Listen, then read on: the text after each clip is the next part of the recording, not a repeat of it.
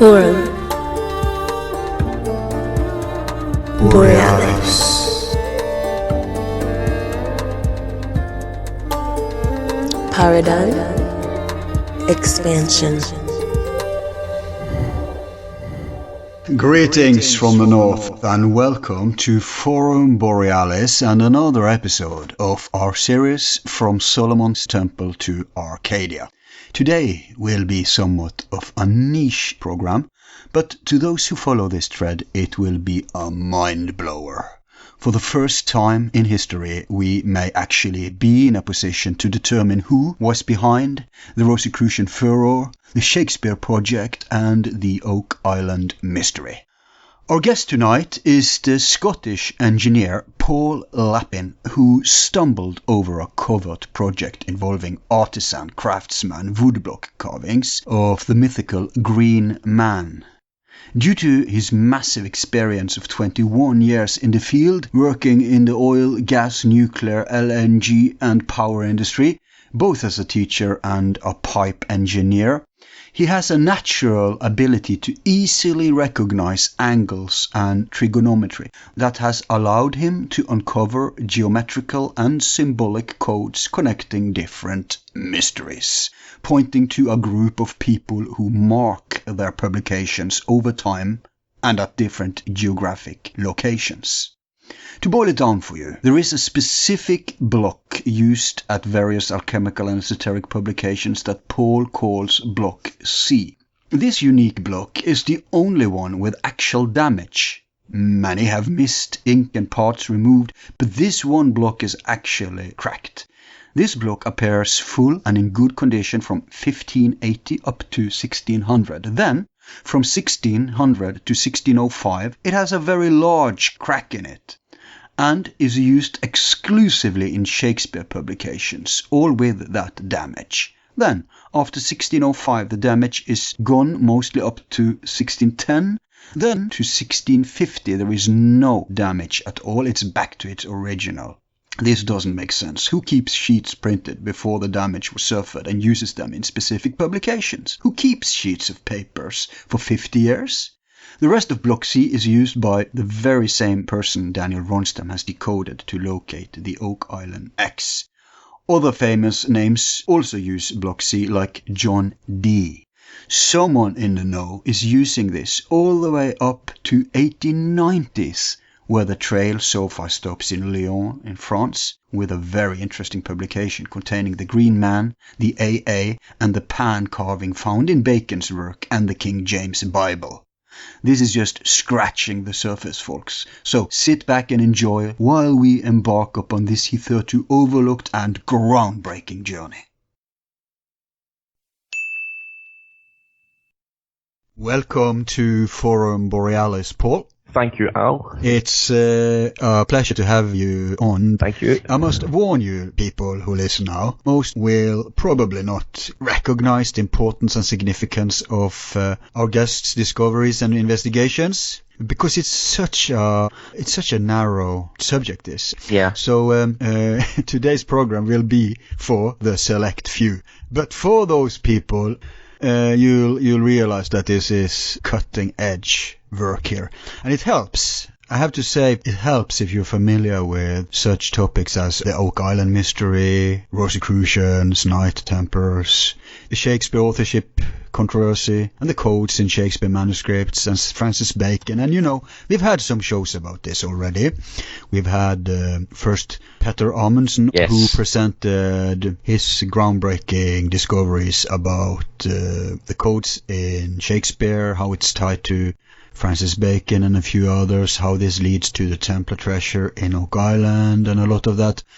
We've had Daniel Ronnstam on, and he's been talking about his, I would say, elaborations of the same trace that Petter's on, where he shows really the depths of Francis Bacon's project. And now comes you, Paul, with your stuff, which I would say is, again, kind of a background to the background to the background. And also you're going into your own details. So we'll try our best here to make this as broad as possible.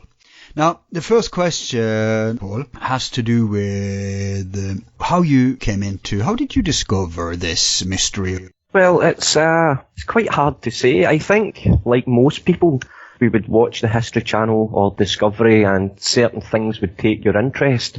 But mainly about 3 years ago, I was working offshore and I was on a French-speaking boat and nobody spoke English. And there was a documentary on in the background on French TV. I couldn't make out what they were saying, but I could see that they were talking about some massive hole. Hang on. Here you are. You're on a boat. In which country was it? This was Nigeria. Yeah. In Nigeria. You're in a boat in Nigeria where nobody speaks English, looking at a French program. Yes. Presenting. Continue. And that was it. I could pick up the basics that there was some island somewhere with a big hole in the ground that nobody could get to the bottom of.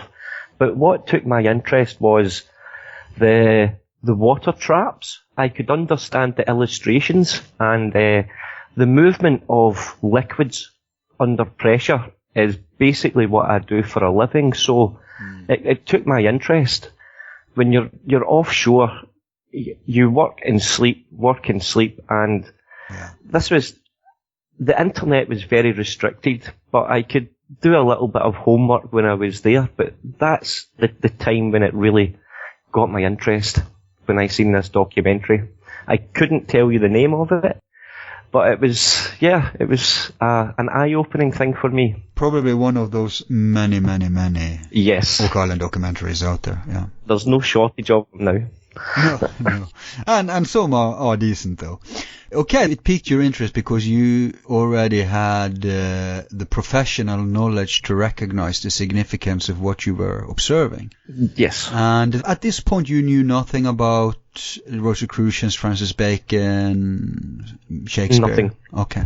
Not a thing. Interesting. And it's just 3 years ago? Yes, just 3 years ago, yes. Oh my God, you must have been working with this day and night because you've done so much work already. Investigation. Yes, I must say it has, derailed my life somewhat. No, but I think it's healthy for you because when you're into that kind of work where you have this, on and off, no life thing in periods, then it's so good for your creativity. Yeah. Because people need to engage that every day. And so you get kind of a break. So I guess it kind of squeezes out more effort and creativity in you than if you were distracted out there in ordinary life. Yeah, I couldn't let go. Once I seen that documentary, I pretty much went full on. It's a bit of a character trait. Yeah.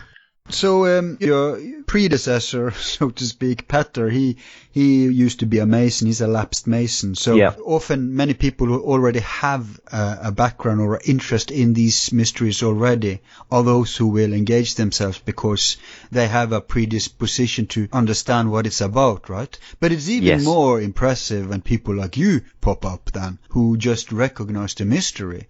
And from out of nowhere. I mean, what was the next step after you realized Oak Island? How did that lead you to your real work that we're soon going to talk about? Well, one of your previous guests, I think, was the main starter for me. I was surfing online and I came across a website and a Facebook page for Daniel Ronnstam. Ah.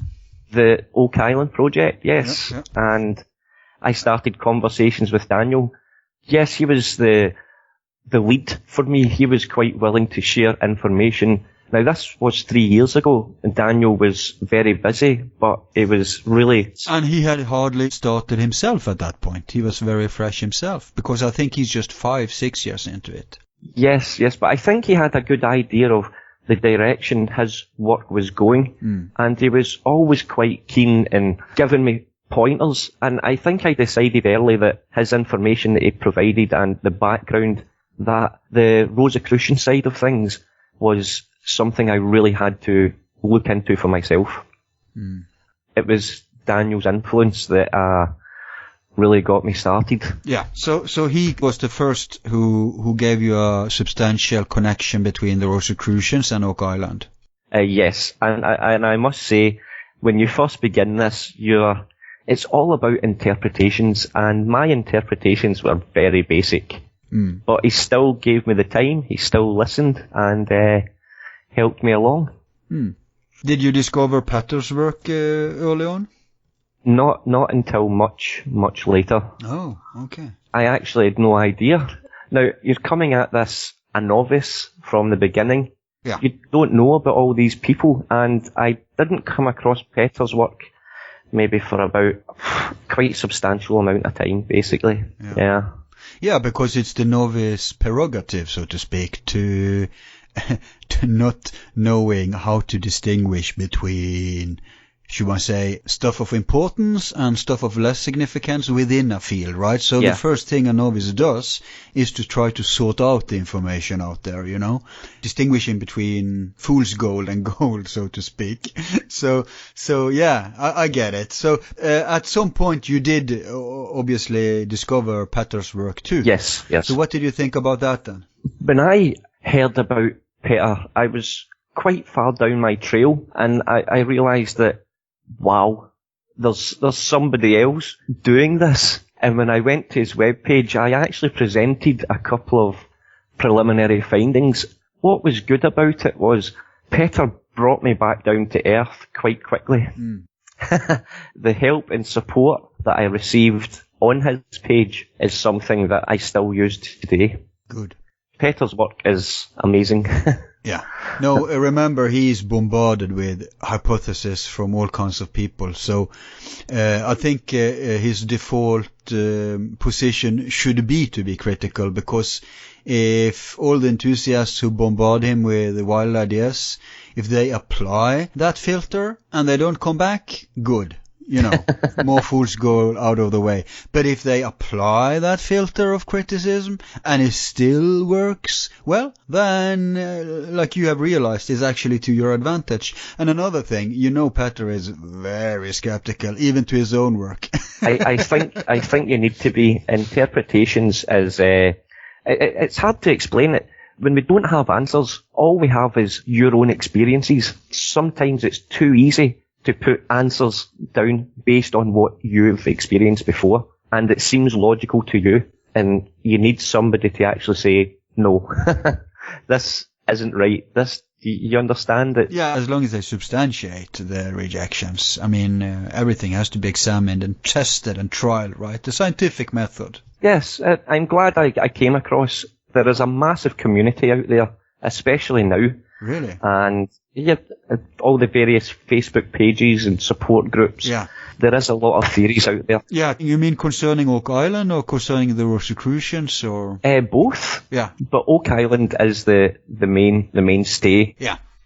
So can we say that there's a camp within the Oak Island enthusiasts, a camp that goes in the direction of the Rosicrucians, Francis Bacon, Templars? Yes, and that's been something that Peter's been great in establishing. His work has basically paved a way that people understand his work. He's presented it well, and the skepticism he's done a great job, really. It's hard to even consider following. He calls himself a maniac, and in many ways he is, because he for many years he engaged skeptics, and I mean these pseudo-skeptics, professional skeptics, the so-called debunkers. Yes. He went straight into their heartland from the very beginning and been discussing with them all the way in a very civilized manner, because they are fundamentalists and they are very often crazy and completely shut down to objective reality, because they're so into their own ideology. I'm sorry if I'm stepping on toes here, but I have to call it as it is.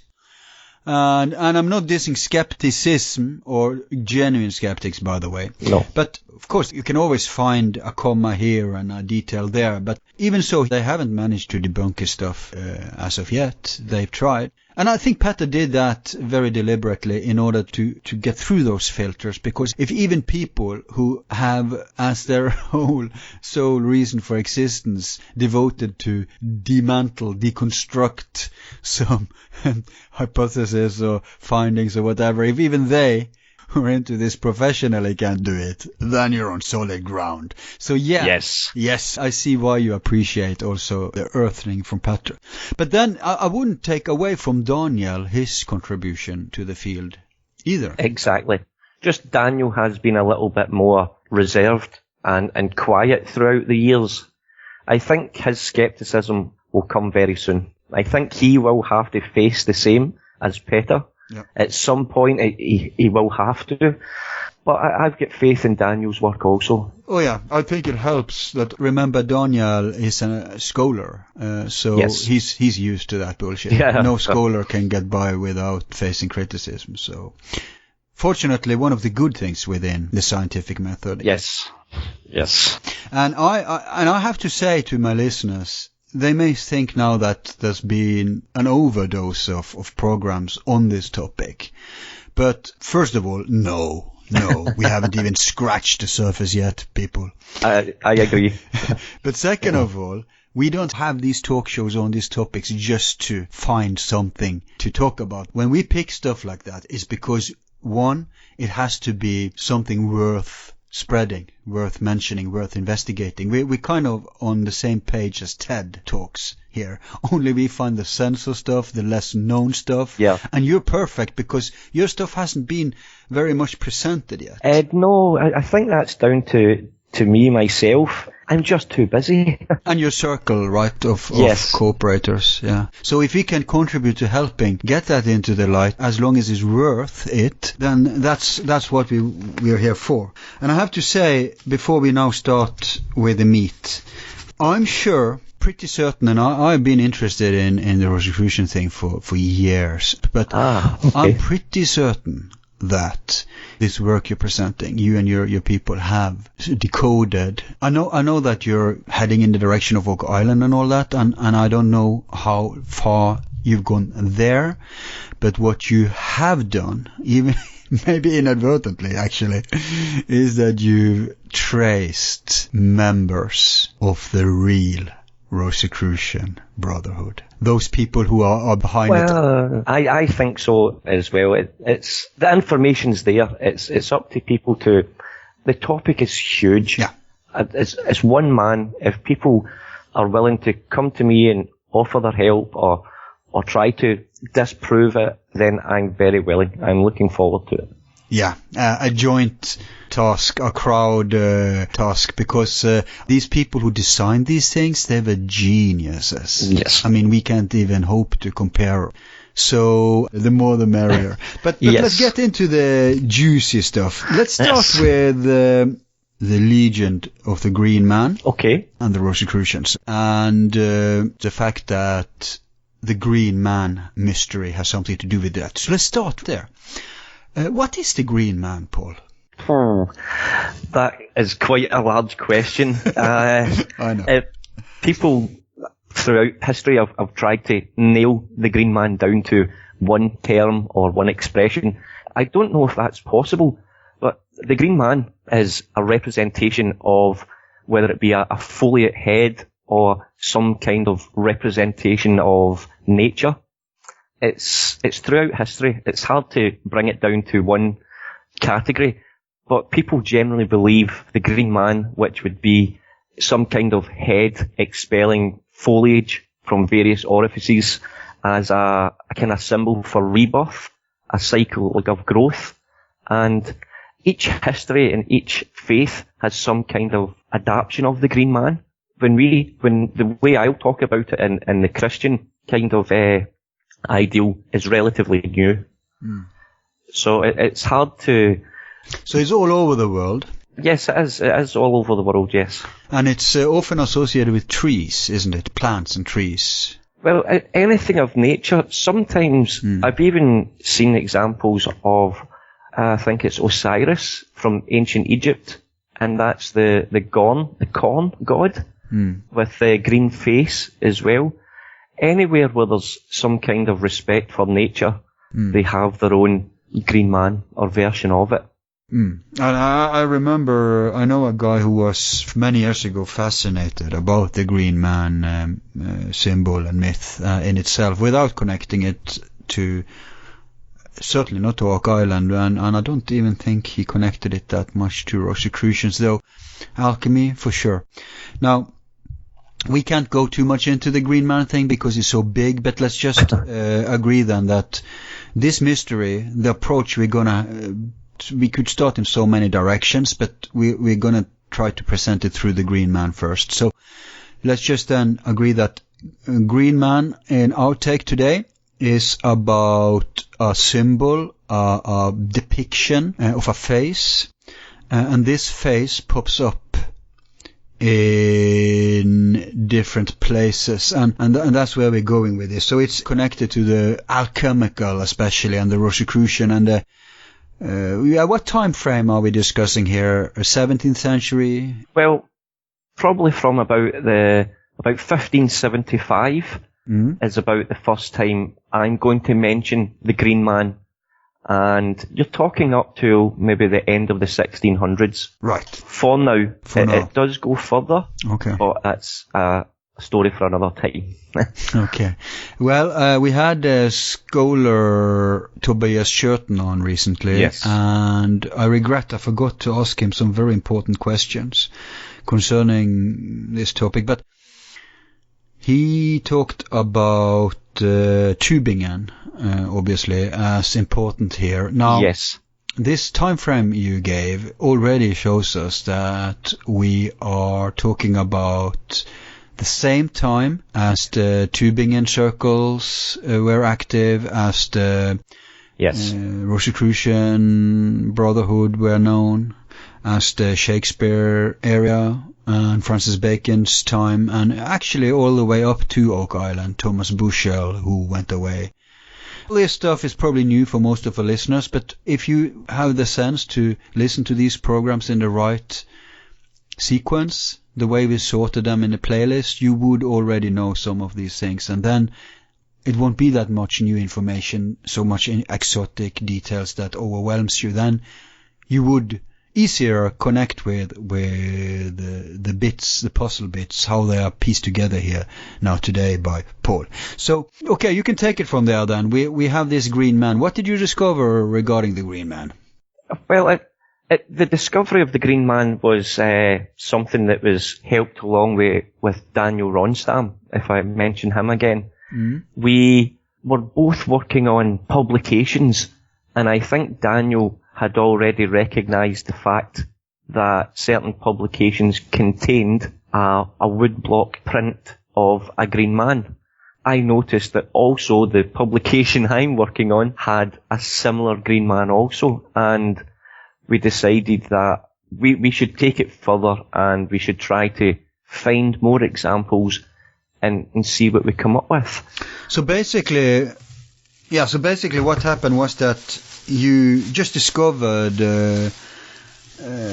coincidentally that both of you were investigating documents with that, yes, that it was decorated with the same symbol. Yes. Okay.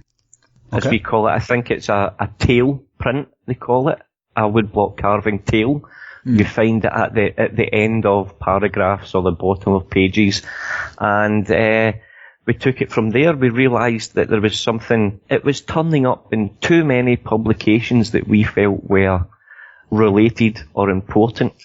Most importantly of all, there was examples of this Green Man in the Rosicrucian manifestos.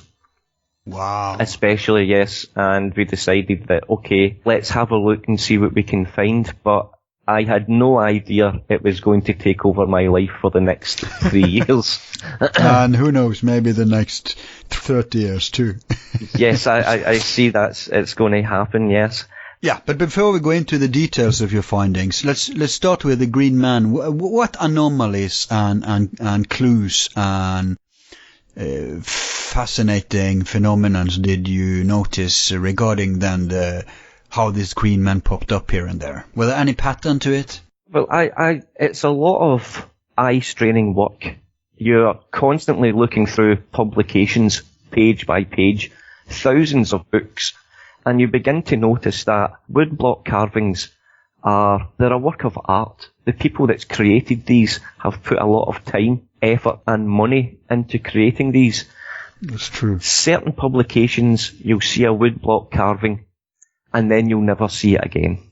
It's done, it's used, and I begin to notice that this green man, and I need to point out, it has 2 rings on a moustache. Okay. The 2 rings, like glasses and a mustache, you know. If you're gonna disguise yourself, what's the biggest cliche? Yes. 2 rings and a mustache.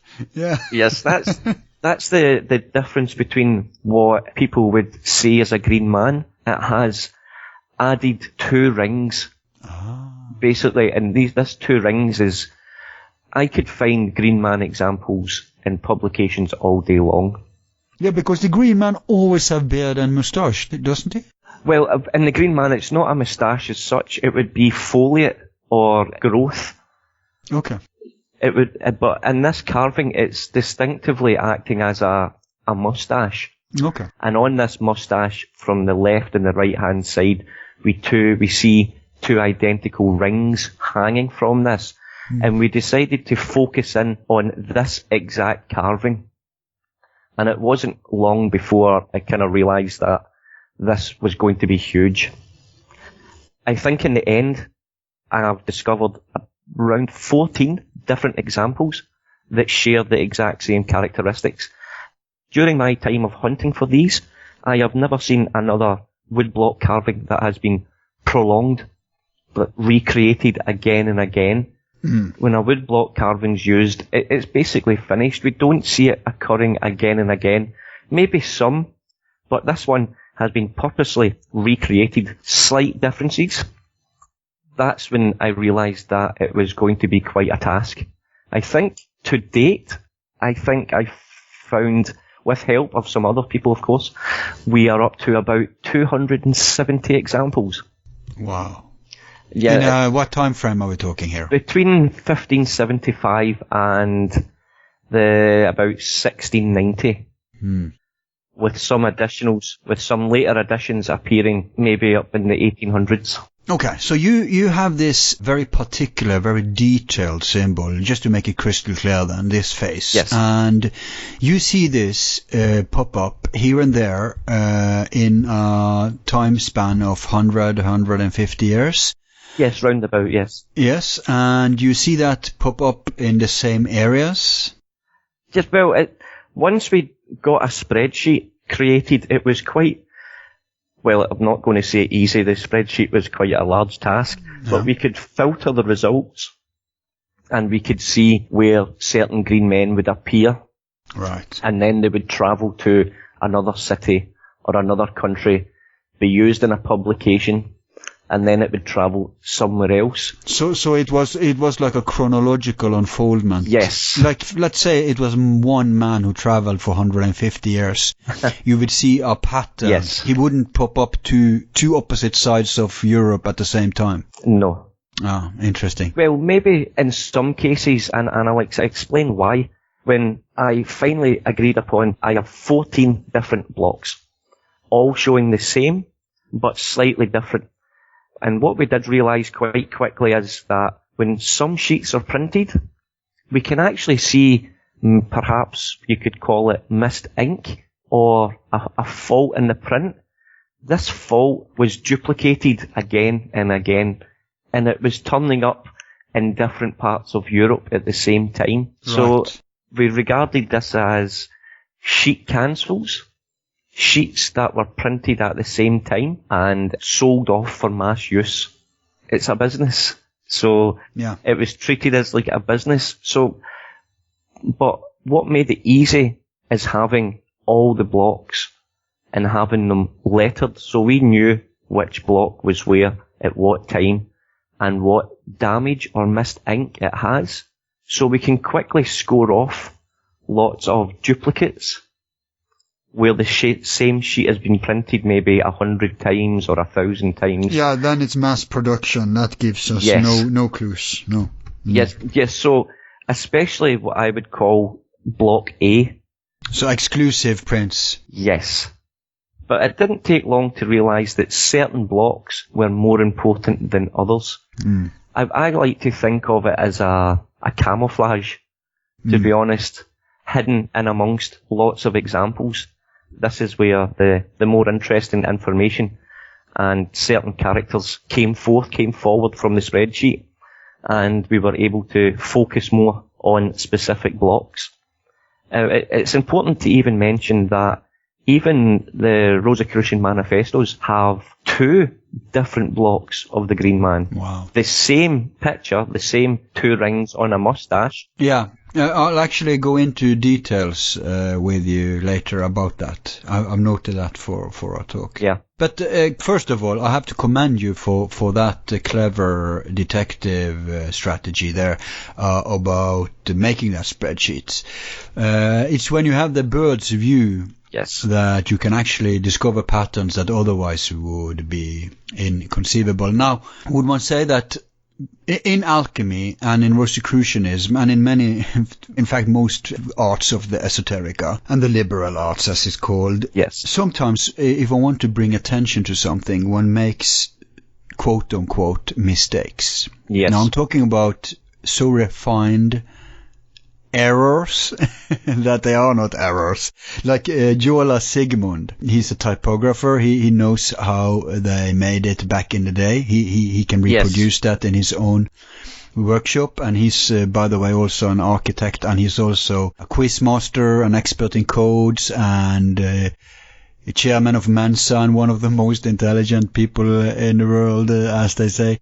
Now, when he looked into some of these quote-unquote mistakes in Shakespeare, he was impressed, because he recognized, as being of that craft, that this was such an accomplishment that it's actually the opposite of an error. In order to achieve what they did, they would have gone out of their way to achieve it. Yes. And that's very important, because if you make a mistake that could have been a mistake, it's much harder to understand if it's just an error or if it's something there. So that's very interesting. This is a typical thing in esoterica that most people don't know about. And if you follow this principle and decode such mistakes, people who don't know about it will think that you're stretching, right?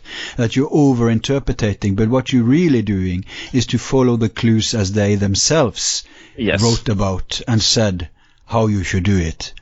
Yeah. Yes, and I feel these errors are very important. Especially to my work and certain woodblock carvings that I use myself, and errors it's very important. Yeah. Okay, let's start with the countries. What countries do this track of the Green Man that you're onto, where does that pop up in this time frame? It's mostly they're based around Germany, Holland, and Belgium, and England, and Scotland, in Italy. It's spread throughout Europe. Yeah. Switzerland? Yes. Denmark? I think so. I would need to check the spreadsheet for Denmark. I thought there was something there with Tycho Brahe. Oh, sorry, yes, Tycho Brahe, yes, sorry. Yes. What about Spain? Or France? I have not came across any in Spain, but there has been France as well, yes.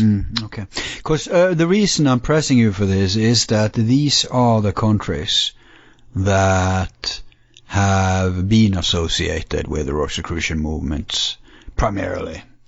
These are the countries also where the esotericians of the day and the alchemists and astronomers and whatnot were in touch. There was like an elite and intellectual network.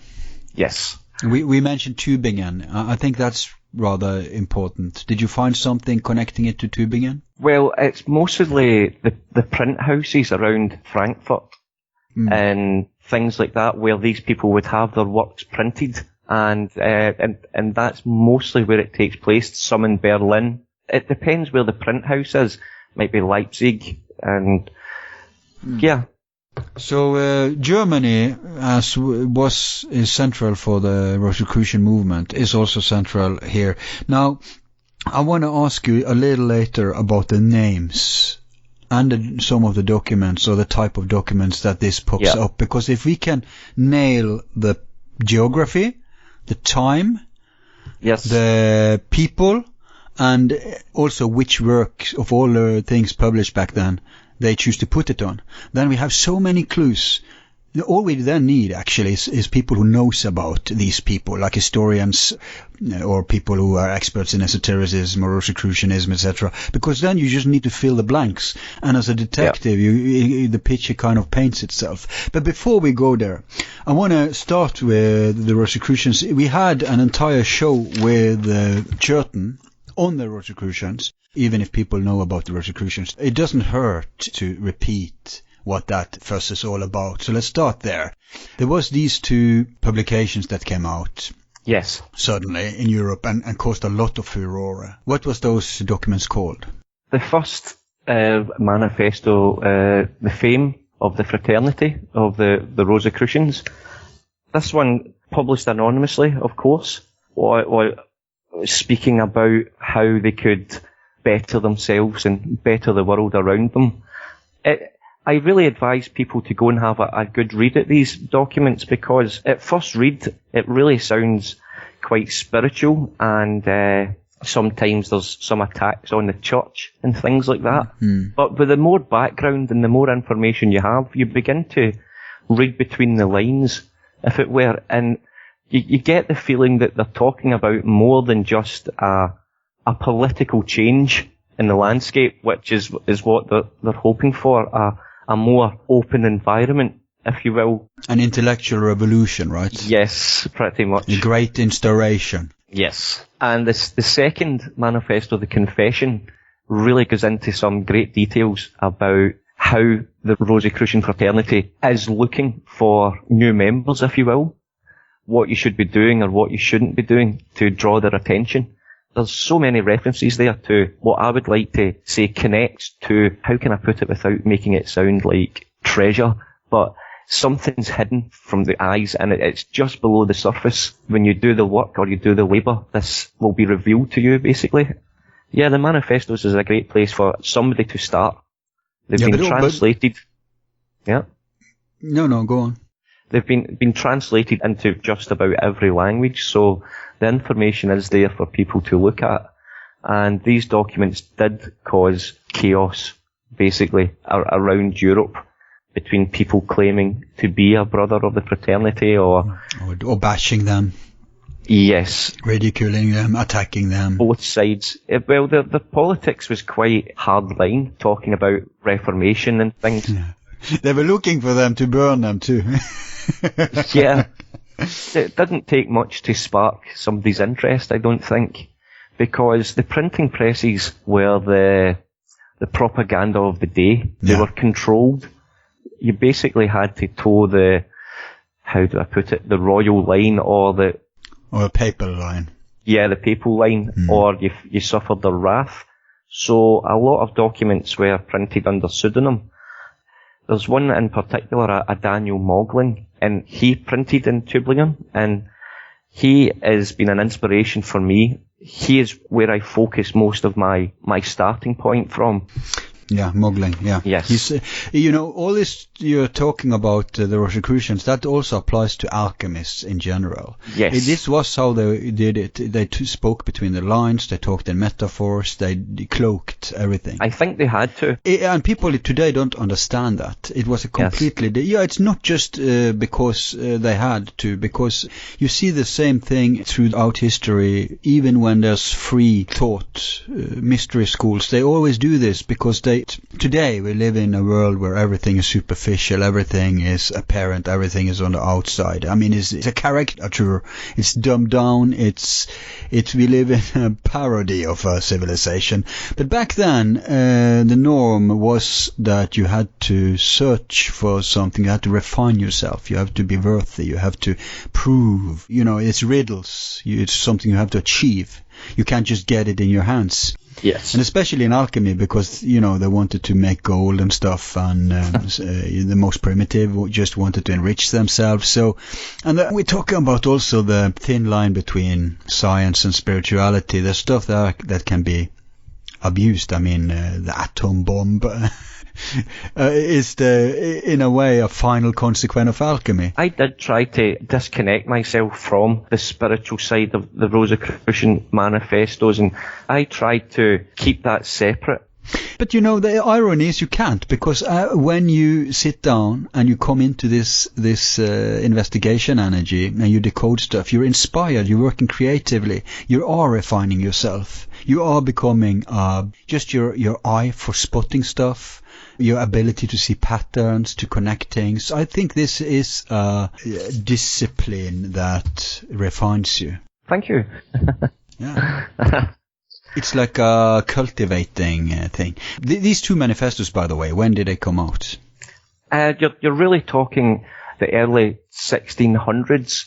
It's the dates for it, 17th century, 1614 and 1615, 1 year to the day. Yeah, and according to Tobias Churton, they were already circulating, I think since 1610. Yes, I have heard. So Tübingen here, obviously, or those circles there in Germany, is important here. Yes, very important. Especially, I think they had a bit of a safe haven to print some of these documents. I think the Reformation and things like that were a little bit more accepted here. They still, no doubt, have to be careful, though they did have a little bit more freedom, I think, with the printing presses. Absolutely. Let me read a quote from the farmer, and let's get your take on it, just as an example here. Yeah. Concerning Minutum Mundum, we found it kept in another little altar, truly more finer than can be imagined by any understanding man. But we will leave him undescribed until we shall truly be answered upon this our true-hearted farmer.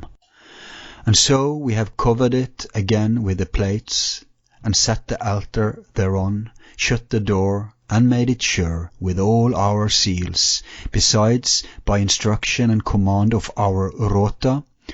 Yes. There are come to sight some books, among which is contained M, which were made instead of household care by the praiseworthy MP. Finally, we departed the one from the other and left the natural heirs in possession of our jewels. And so we do expect the answer and judgment of the learned or unlearned. Now, before you comment upon this, let me just hurry to point out that here's an example, people. We're not going to go into these details on everything, but this is just an example of how cryptological, how riddled these writings are. It reeks of metaphors and symbolism. And so this is nonsense for many people. It's very obscure, that's for sure. But let's see if we can make some sense of it. Do you have any comment upon this snip? I have. I know Daniel Ronnstam's take on it. I know that for sure, regarding the seals and the rota, considering that he believes there was a certain stone found on Oak Island. He had been building on previous work, using a rota wheel in the way to decipher this message. And I do know that he firmly believes that when they're talking about rota, they're talking about cryptographic decipherments to actually open this lock successfully. Yeah, sorry, I just have to interject that rota is also is one of the oldest symbols in the world. Yep. It's a circle with a cross in it. You find it all over the world in all cultures, but it's such a mystery because it's connected to the Torah. It's an anagram of the Torah, which is fused with gematria symbolism, geometry, numerology, all that. Yes. And it's also the tarot. If you display the word as a rota with one letter on every side, you will get the tarot. So you get tarot and rota in the same word. It's just in rota it starts with RO and then TA, and in tarot it's this opposite. So we have already a hint here in the rota that this is hermetic, this is coded, like the tarot is supposedly coded Egyptian lore from the ancient times. So go on. I seem to have I fully agree that there is definitely something cryptic about it. There is nothing about the manifestos that isn't. But I do feel that when they talk about the household tasks and the praiseworthy MP, I can't help but feel that they're talking about, dare I say it, Francis Bacon. Yes. Yes, the fact that Francis Bacon was an MP, he was a member of Parliament. That's his title, MP. A member of Parliament at that time was described as a member of the House. Somebody basically neglecting his household tasks like Bacon did, if he was indeed to actually write some of these documents or help put it together. I do feel that when they talk about the praiseworthy MP, they're talking about a member of Parliament, even neglecting his duties while being a member of the House. That's my take on it. Yeah, remember, this belongs also to the story that there's been rumors for centuries that Francis Bacon was the Grand Master at the time of the Rosicrucians. Obviously, among those who took the story of the Rosicrucians literally, as in that it's a secret fraternity. But even if it wasn't, even if it was a project, it still applies that he was the leader. And I feel that both Petter and Daniel, and even others that I won't mention now because we haven't brought attention to their work yet, confirm this. And so if it's right, then you would expect one of the most quoted publications regarding his project, the Rosicrucian Manifestos, to have some references to their own master. So that's not far-fetched at all. That's actually cliché. Yes. So when you find references there, that's what we should expect. I agree, but sometimes when you read the manifestos, you pick up certain things. There was an expression, I'm not too sure of the details, I remember coming across it. Francis Bacon had a bit of a political career and a legal career. He fell out with a certain person. Francis Bacon in his legal career had quite a falling out with Sir Edward Coke. They were rivalries basically, and it was quite strong. And Sir Edward Coke had a reference in one of his cases where he mentioned that every Englishman's home is his castle. This saying lives with us today. It's quite popular back in the UK. And there is a short passage, I think it's in the Fama, where the author talks about homes and not wanting to destroy any castles. And I just feel that this might have been the author, possibly Francis Bacon, having a little kick at Coke, possibly. It was a bit of an obscure reference at the time of the printing that somebody would have to have been in the actual legal proceedings at the time to know it. And it just seems a bit of a coincidence to me. And I'm sure there's lots of things like that can be found in the manifestos. But yeah, it's truly an interesting subject. What else do we find, could you say, about this quote? It seems to refer to something that is hidden. Well, every Englishman's home is his castle was basically a defence that Coke used when the king's soldiers or the king's police tried to, or just enter people's home at will. Yeah. And it was a defence that was used that still stands today, that the Crown or the police, they cannot just enter your home. You know, they reason there has to be a legal recourse for it. Yeah, it was just a little coincidence that something similar popped up in the manifestos. And I know Bacon had a great fallout with Coke. He basically ruined his political career, and I just felt it was a little dig back at him. But was he the guy who framed Bacon? Well, I don't know about framing. He just reported. I think Bacon's guilt regarding the bribes was pretty much straightforward. Although no, he's proven innocent. It's proven that it was a sacrifice he did to protect King James. Ah, okay. That's something I haven't read. I just know about it was apparently Bushel who was taking these bribes, and of course Bacon being Thomas Bushel, really? Yes. Wow, interesting. Because that's a guy who yes, apparently made the final resting chambers for Bacon. The Bacon's apprentice, if you will. Yeah. From a young age. And apparently he'd been taking certain bribes, and it all backfired onto Bacon, who had to carry the can for this, despite not knowing. This is just the basic information. Perhaps people out there know more about it. I'm just quoting things that I've read before. But it could easily be seen as Bacon and Bushell needed time out the limelight in order to carry out these tasks that you're talking about. Yeah. They had to disappear from the public eye, and the best way would be disgrace. Step back. Good point. It would be something that would be expected to remove yourself from the public view, give certain people certain time. Yeah, because he didn't defend himself. It all seemed like a mock trial, and he was sentenced to the legendary, infamous tower. But he spent only a day there. Yes. And the king freed him. And you remember what Petter has, his research indicates that so much to say here, but let's make it short. King James came after Elizabeth. There was this tyranny under Elizabeth. Some even think, by the way, that Bacon was her bastard son. Yeah. Now, King James, who was kind of a compromise because he was the son of this Catholic Mary. Yes. But then he was raised Protestant, so people didn't know where they had him. And he played both sides. I think he was, he was an honorary Mason. And he was proto-Mason, and he was also associated with Bacon. So I think he was involved in this, since he grew up with the Sinclairs. Yes, very important. I think he had access to the Templar treasure.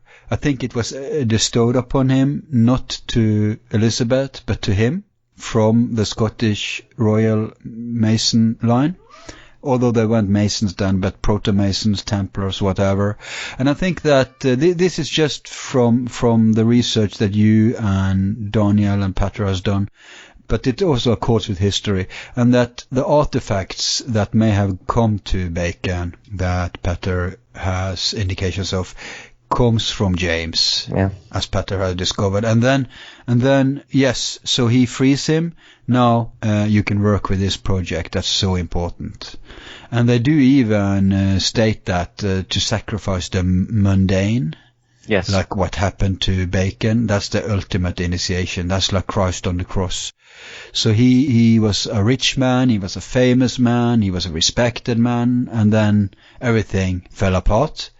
By design. Yes, I feel the same way, yes. Not even fighting for it, yeah. So it's like an initiation, it's a drama. So he and Bushell obviously being the mining genius who were 7 years away after Bacon's death in the Oak Island area, and God knows how much. It would fit the story very, very well, yes.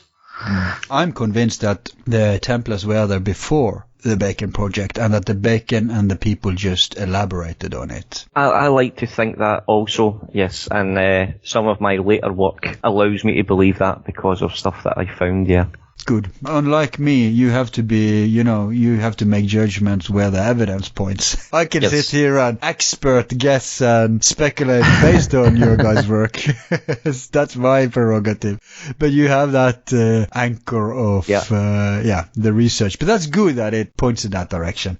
Now, what else can we say can be extracted from the Rosicrucian manifestos or from what I read? Well, once I took the manifestos, it's basically... It's a challenge to Europe, to the common people, to the nobility, to the royalty.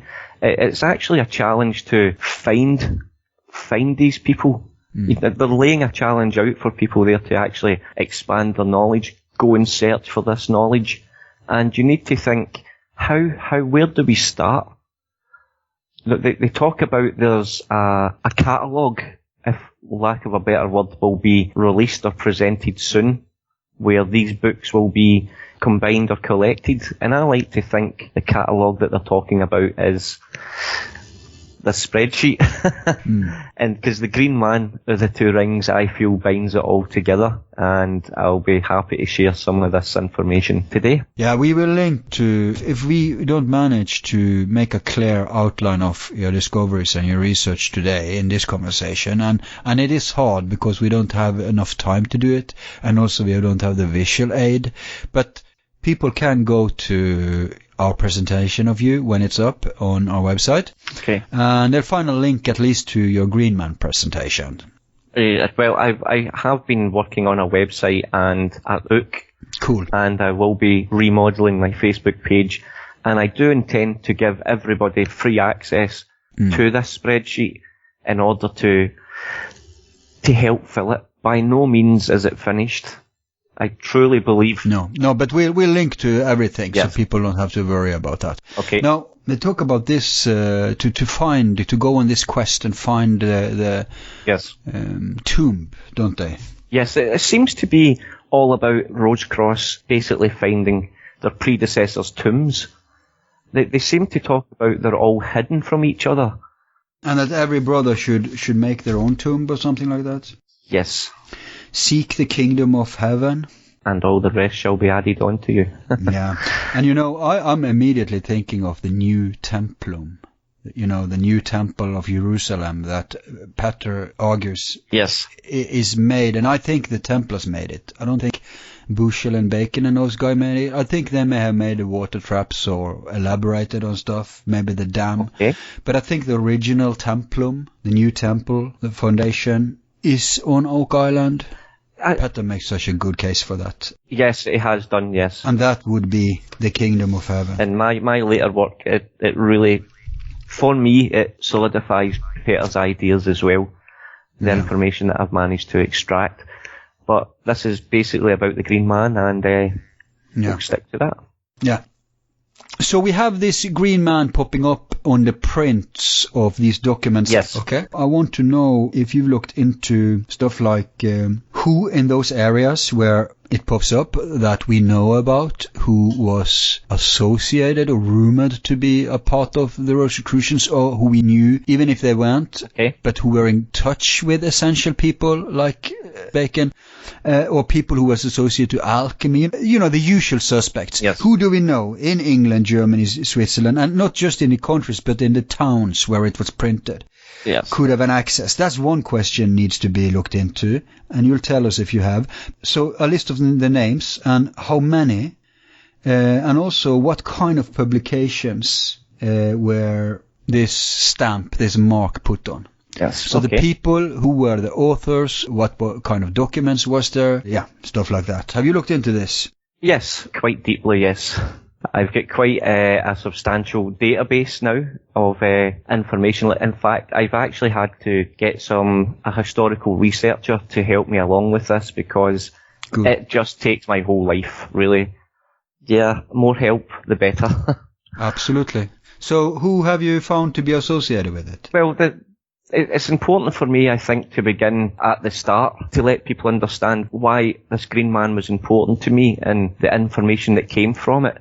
Mm-hmm. The author that I feel, Daniel Mogling, one of his publications, the Pandora Sextae Artetis, it's a believed Rosicrucian author, and he has a Green Man in his publication with the two rings, which I call block A. It's a pretty generic block. But on the opposite page, we have another woodblock carving, it's quite suggestive of representing an island somewhere surrounded by sea. And it's quite symbolic, but beside it we have a tree with an axe in it.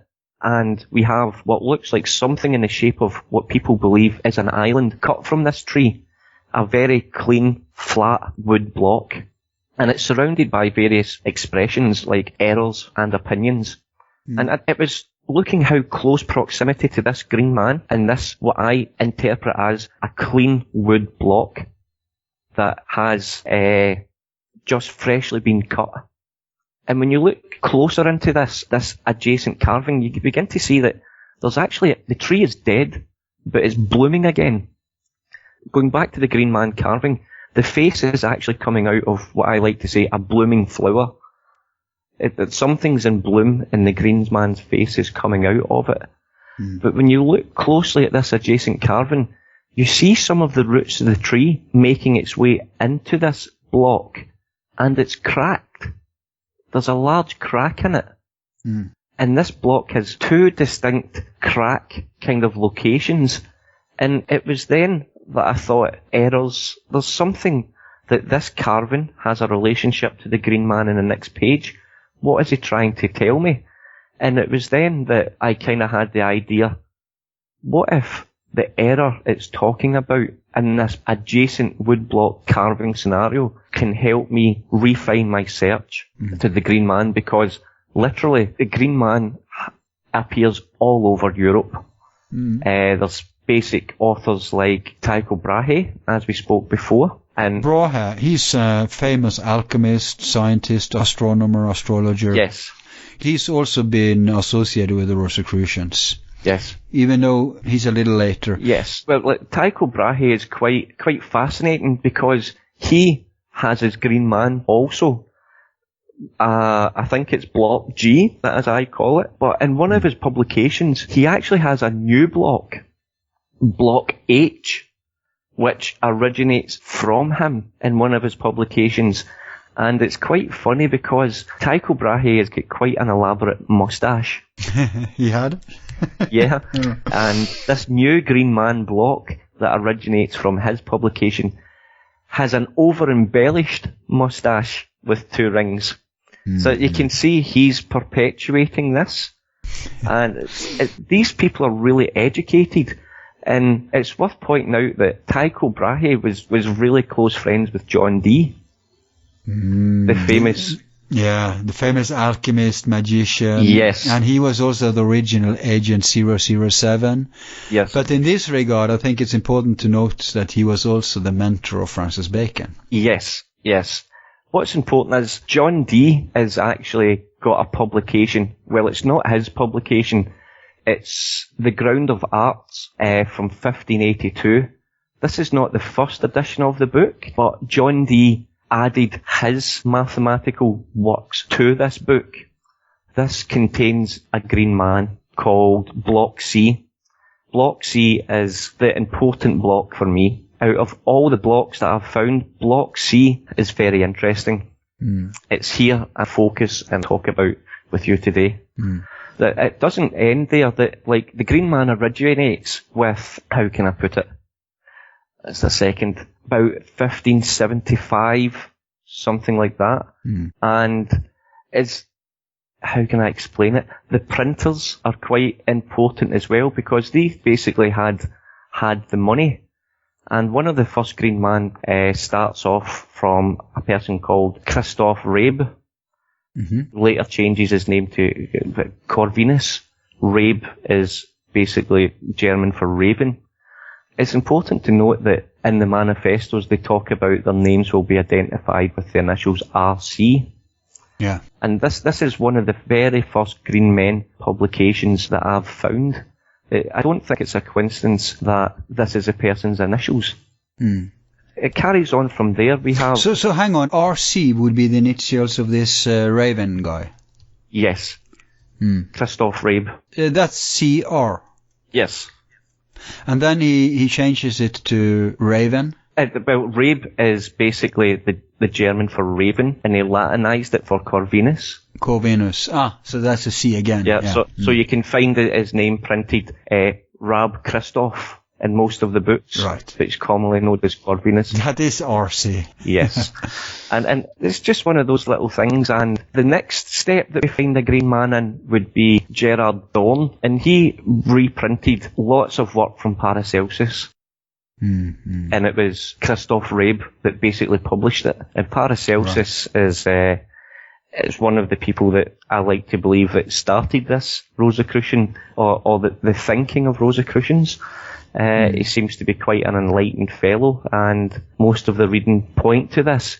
But what I'm going to talk about is Block C. Now, when you have so many examples, in the hundreds of examples, we need to find some way to what's important and what's not.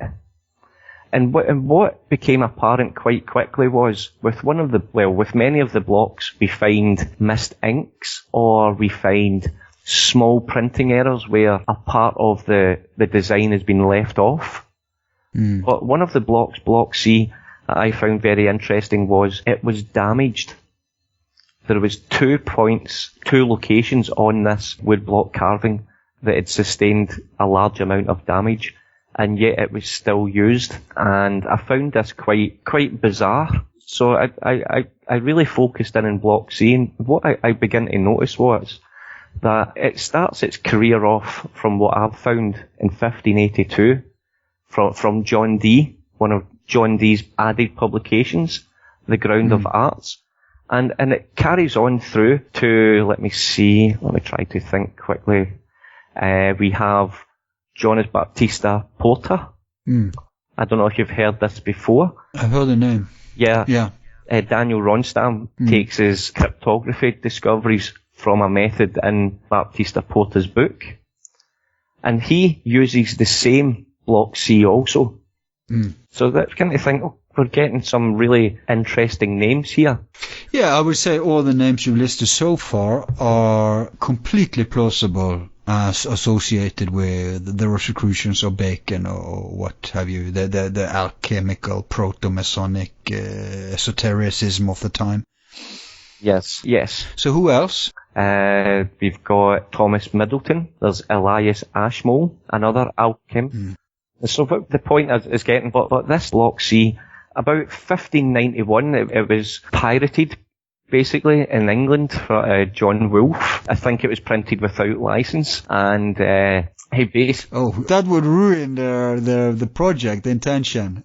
If someone starts to use that as a pirate, yes. Unless he was on board with them. Of course, and who else, if you were wanting to print something that needed, let's say, adjustments or changes, this character seems perfect for the job, to bring something like this here. Yeah. We're not saying he's a bad character kind of thing, but the point is this woodblock carving, which first turns up in 1582, carries its life through till about 1591 from Jonas Baptista Porter without any damage.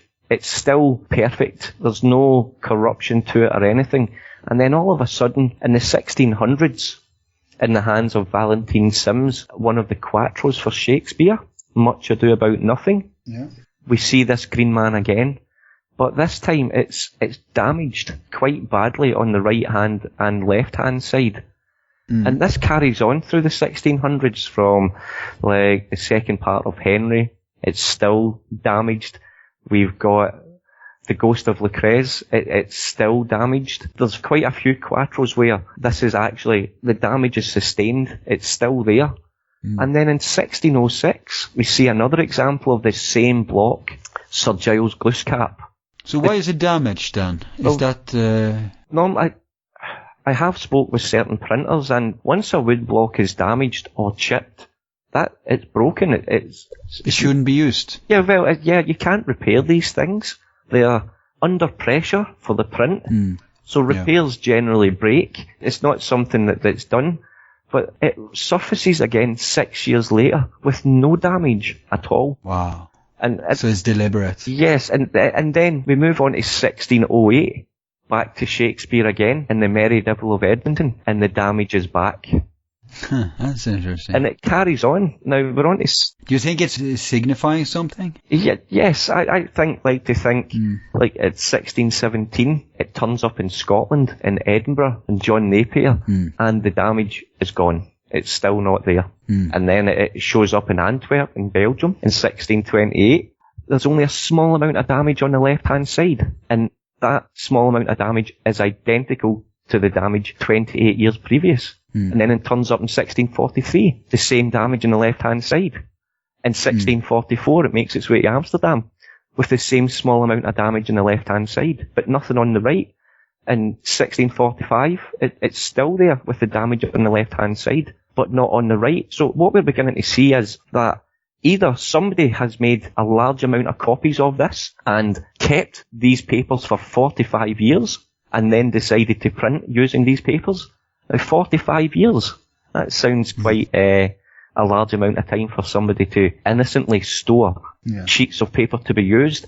And the damage, as I say, is very significant here. So we can see how the carving started new. It comes back to us maybe 8 years later, damaged. You can see it. Well, when I should actually say it's originated in 82, and then it comes back 18 years. The damage is there, and then 40 years later, the damage is gone. And I decided, okay, so... Sounds like they have two different originals. Or something has been done deliberately to show this damage. Has it been made to look like it's damaged?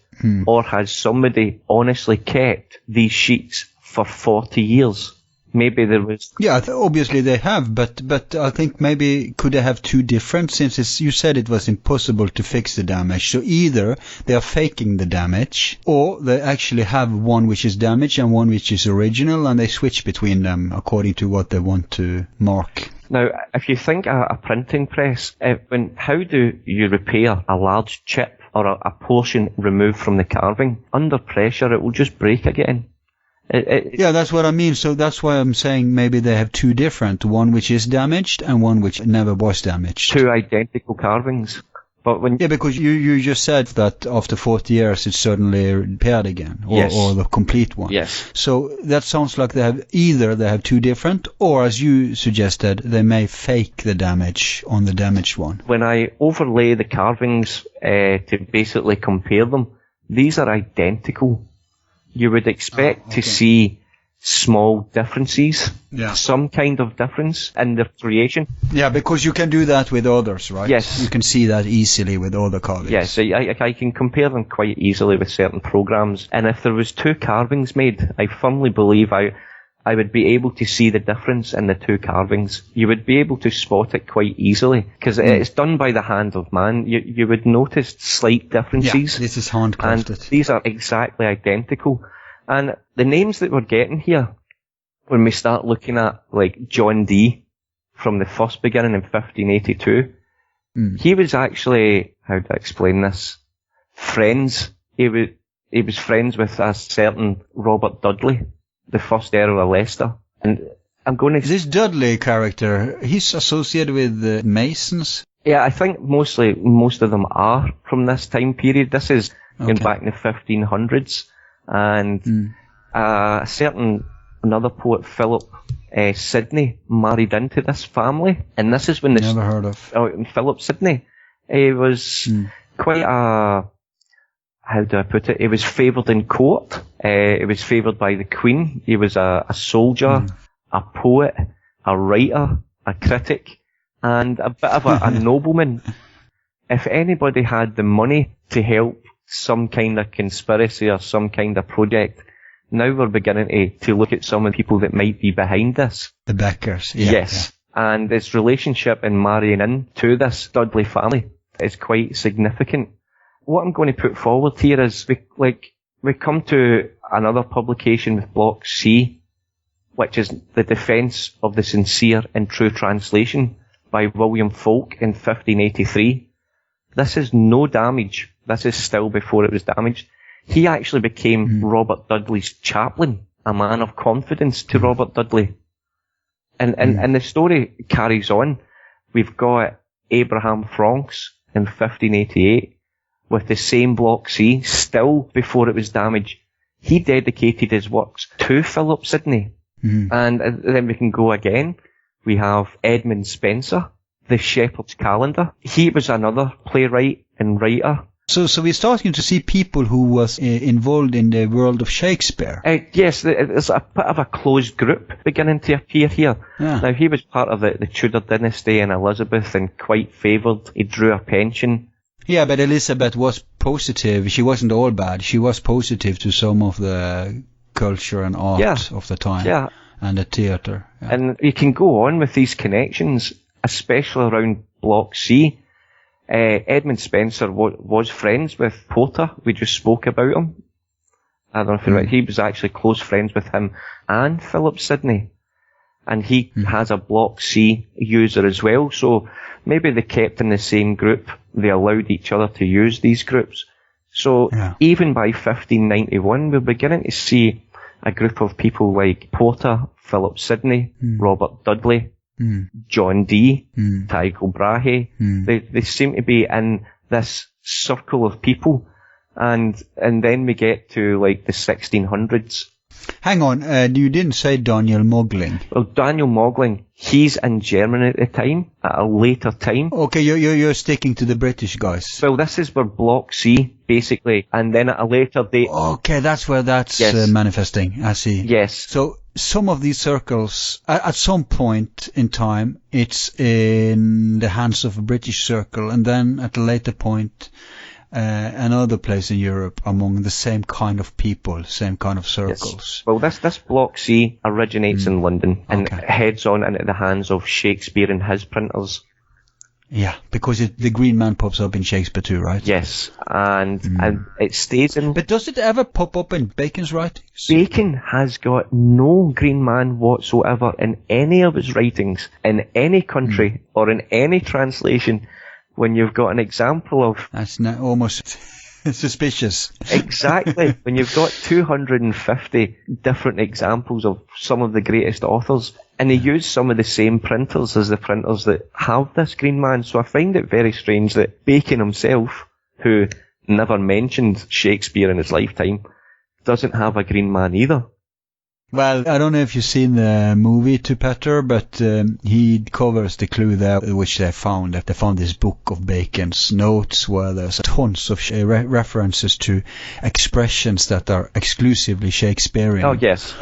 And you'll also can see his autograph at the same page as Shakespeare and stuff like that. This is stuff that's popped up later in history, but which is not very well known, but it's completely on the record. Anyone can verify anything. It's quite interesting. Like, when you mention Mogling there, it's important for me to point out that Daniel Moglen actually translated one of Philip Sidney's work called Arcadia. Right. Which is quite... with Philip Sidney publishing Arcadia, and we look at his good friend who has a Block C. So let me just see if I can find it here in the spreadsheet.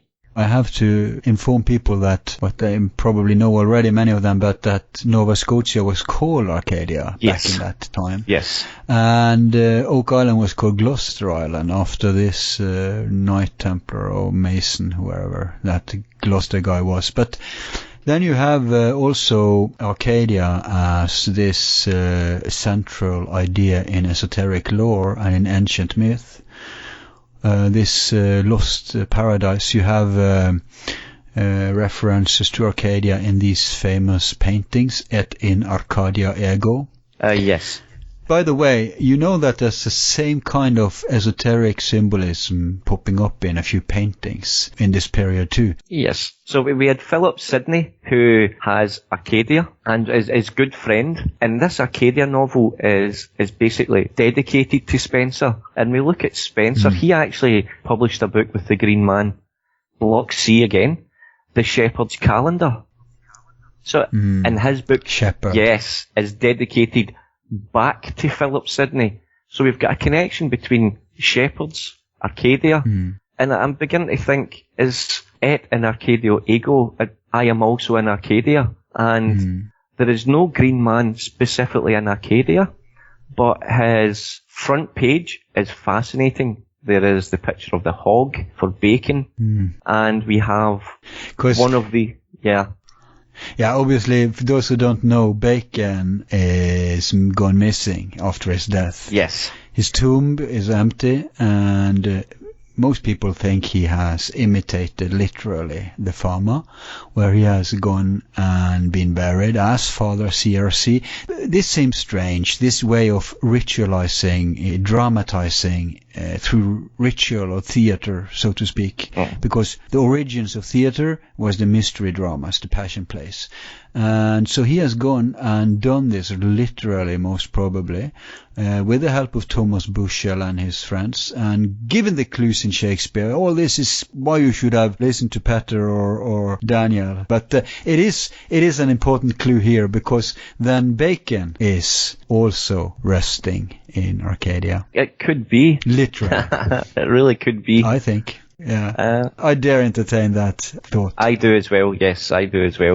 And that's a story for another time. And Philip Sidney, it's reported that he met John Dee, and so we've got, like, say, Arcadia, and then we've got Shepherds. The printer, I think it's Wolfe, who printed most of Block C, is on record as saying that he was a servant of Sidney. So we can see maybe where the money's coming from in this Block C, the characters who revolve around it.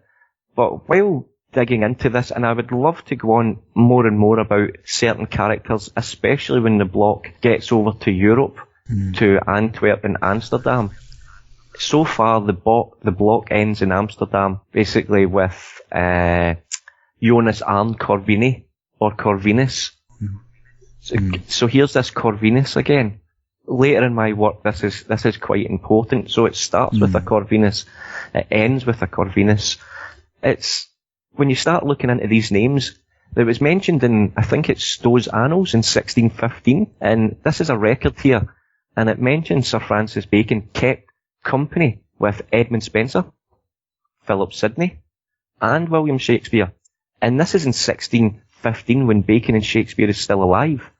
So here we have it written in an annal for the year that Bacon's keeping company with Spenser, Philip Sidney, and Shakespeare. So that it's not hard to see that these people shared something. When I seen the damage in this block seemed to be out of time, something seemed like an error. And then I look back at Daniel Moglen and I see his Green Man. And then in the adjacent page I see what looks like a clean block, a clean wood block with nothing printed on it. And I see an axe and I see a crack. And I think, what's here? So I take the Green Man, I superimpose it on this woodblock carving, which has basically the title Tandem, which is Latin for at last, tandem. If we take tandem as a joined word, tandem actually means something working in conjunction with each other. And I think, okay, so I superimpose the picture of this Green Man with the damage, and I place it onto this woodblock carving, and where the significant damage is, we get a large cross.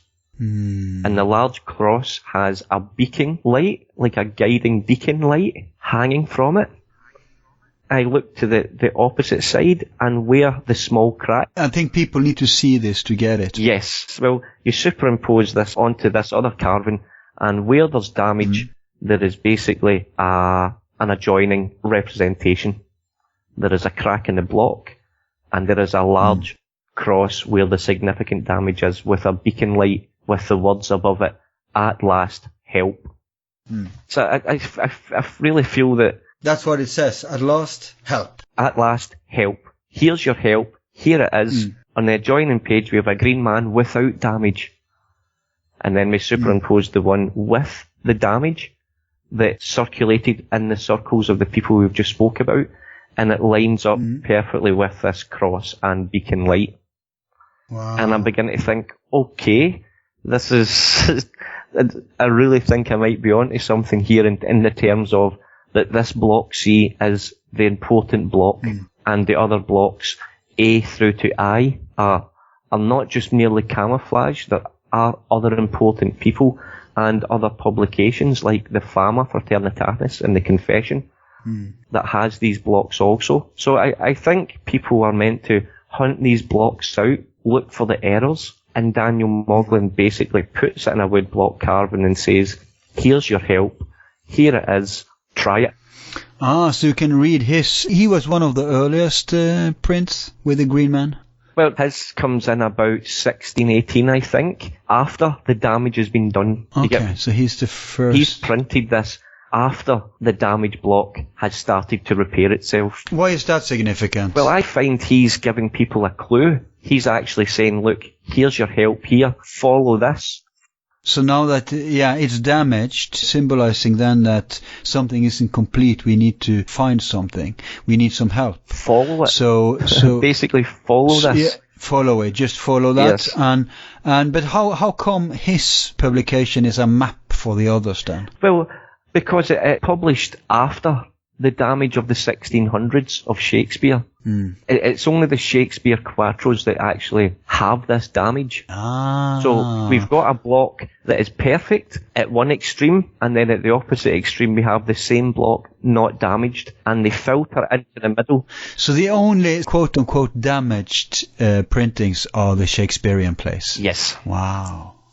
That kind of points them out, doesn't it? Yes, it kind of funnels in to Shakespeare. It kind of, if you follow the trail, it draws you in to this exact spot. There is one other that has it. It's a play from Thomas Middleton, The Ghost of Lucrece, and Thomas Middleton collaborated with Shakespeare in almost all his plays. So it narrows in to this.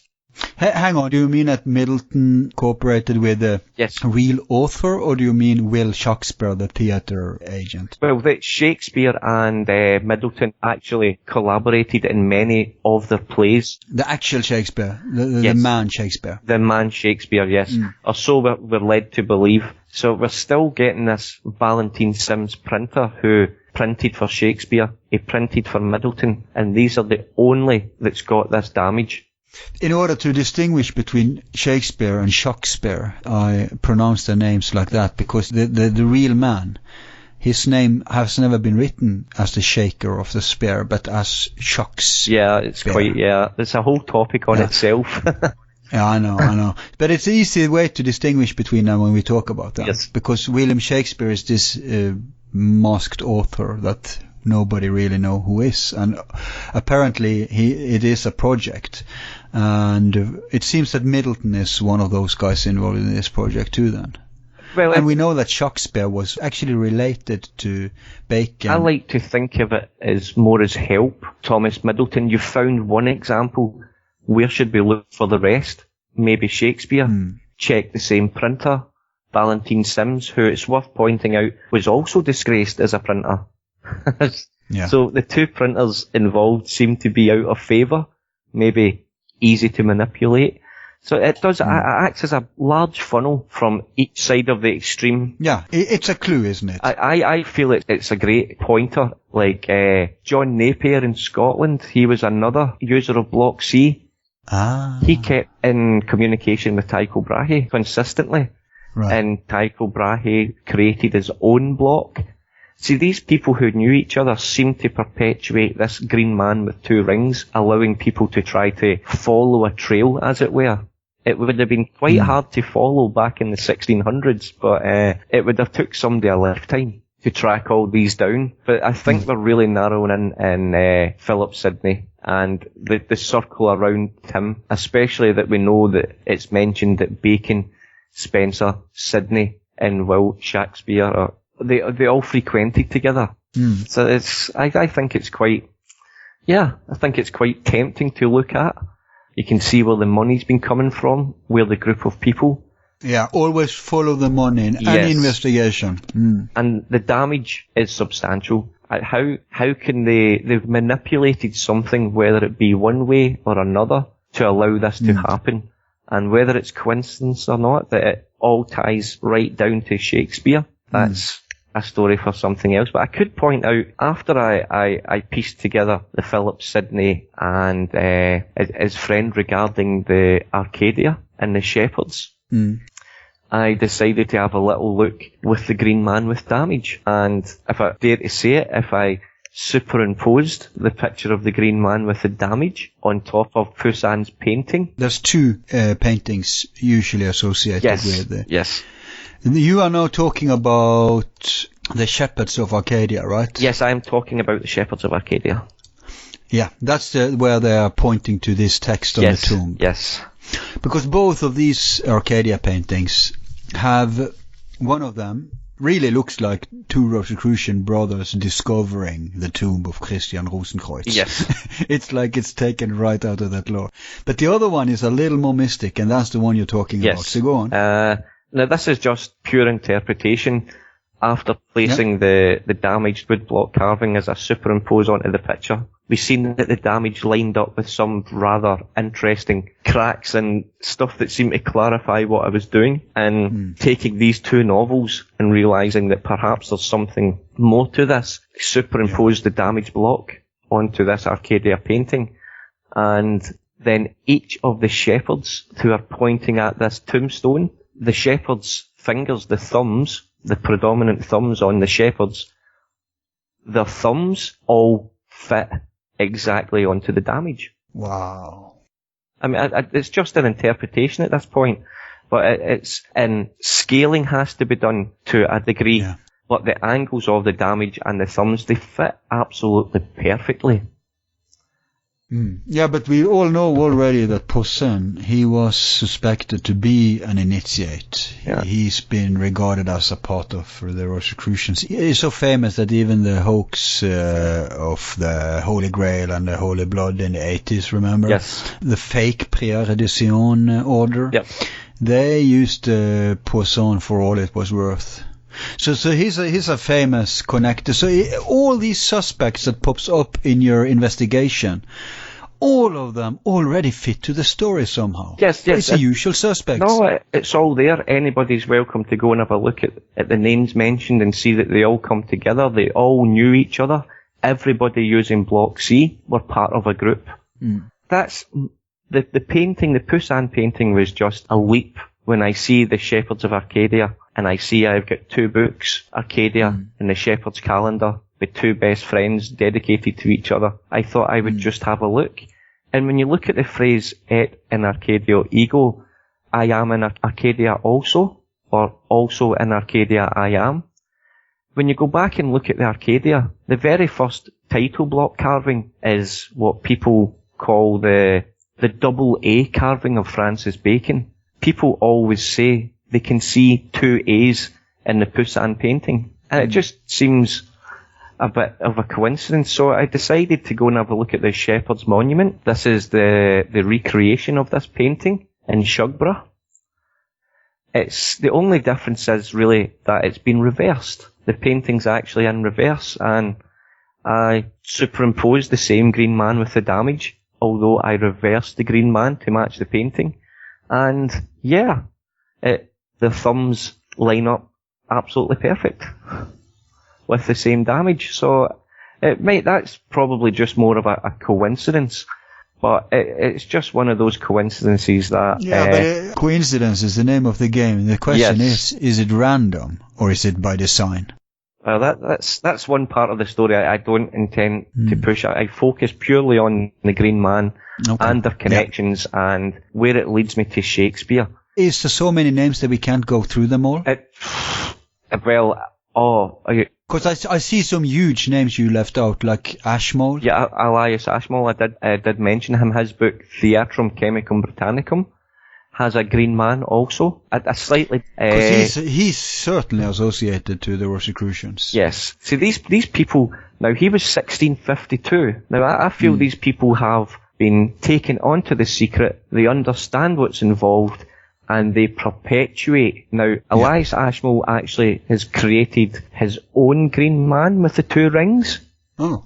A different block carving. It's not the same as we see previous. So these people who may not be part of the inner circle at the time and have access to these carvings. But they show that they're onto it. Yes, they show that they know what's going on or what's going on. And even to now, I am following a trail. I am up to about 1890. I'm in Lyon, and I have another new green man. 1890? Yes, 1890, yes. That's almost our time. I know. And so who's going on? Oh, and before you reveal that, what about Adam Hasselmeyer? Because he was pointed out by many, including Shurton, to be a Rosicrucian, if there ever was one.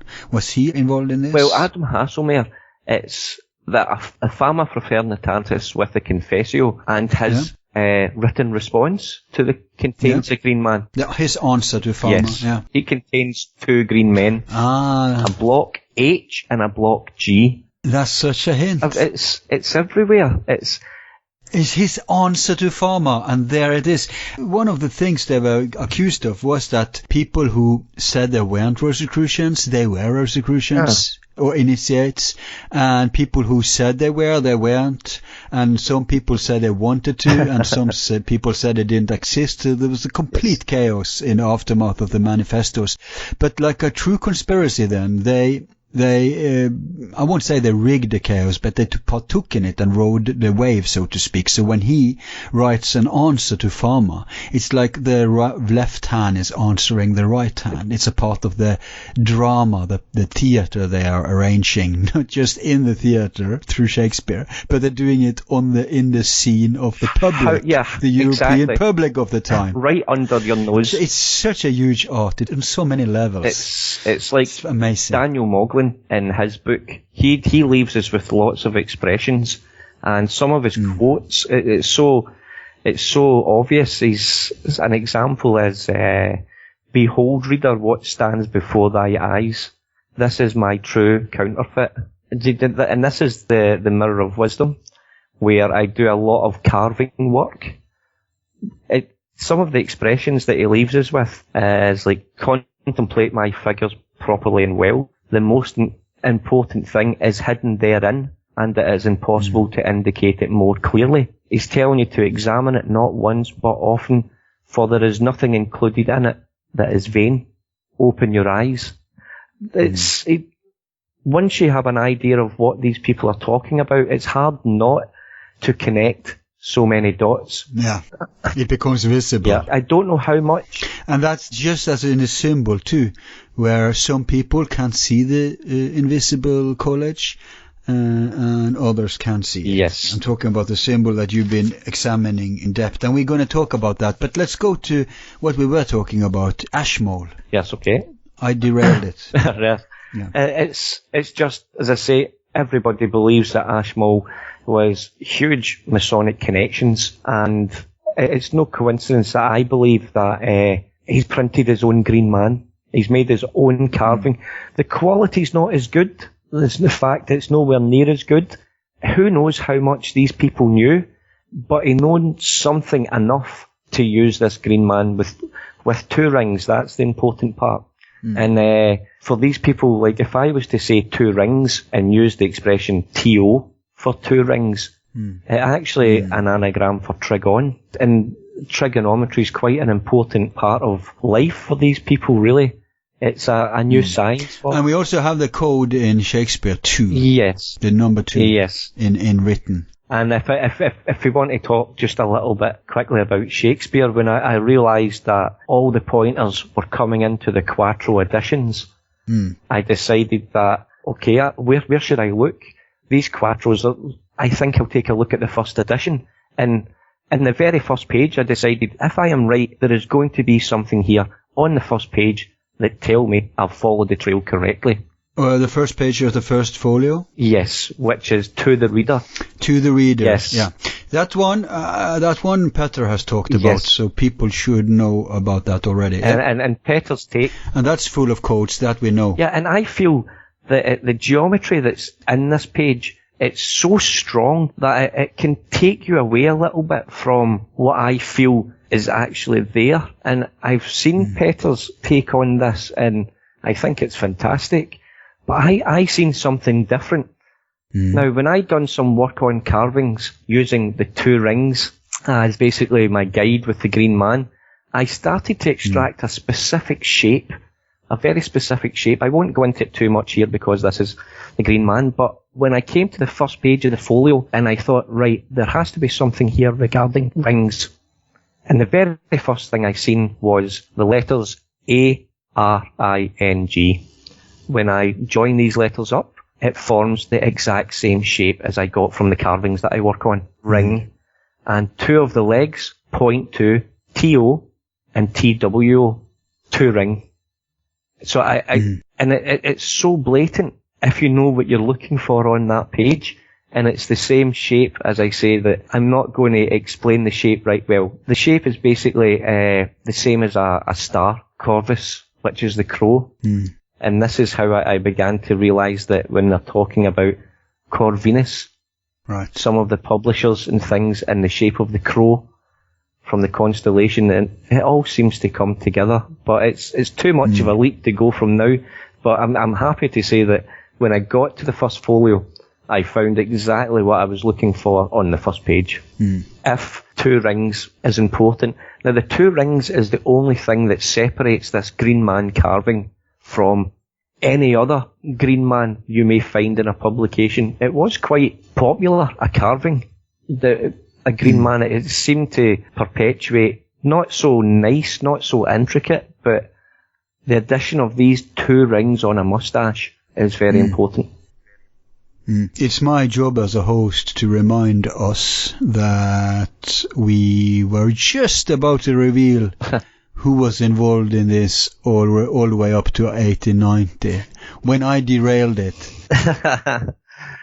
Well, the first inclination I came across while hunting through publications, I was actually, as usual, looking through as many digital libraries as I could find, looking for more examples, maybe from the 1500s, the 1600s. I don't know why I done it. I was looking through a book by Richard Blom, 1673. It was quite a boring book. It was an alphabetical account of the nobility and gentry in the UK. It is boring. It's just a list of names, their titles. Oh, but keep attention on the weapon shields. That's a lot of symbolism that has been inherited throughout the history there. I actually clicked on what I thought was another book, but it was actually the reprint of the book, and this one was dated 1892. And the first thing, I just flicked over the first couple of pages thinking, I'll just close this in a second. And there it was. A new carving of a green man with 2 rings. Cool. And it's a replica, obviously. It's been created. I couldn't believe this, and I thought, what's this about? Yeah. Then I realised that it's privately printed, privately published, and I couldn't find any record of... But was it the original one, or just one of those who said... No, this was a reprint, which was by subscription only. When we look at the front page, it's by subscription. Yeah, but was it the original Green Man, or was it like Ashmole's? Was it an imitation that showed that he knew? It was a new Green Man. It wasn't an exact copy. It wasn't an exact block. It was a new Green Man with 2 rings. Huh. A beautiful example, though. Somebody took a lot of time in creating this.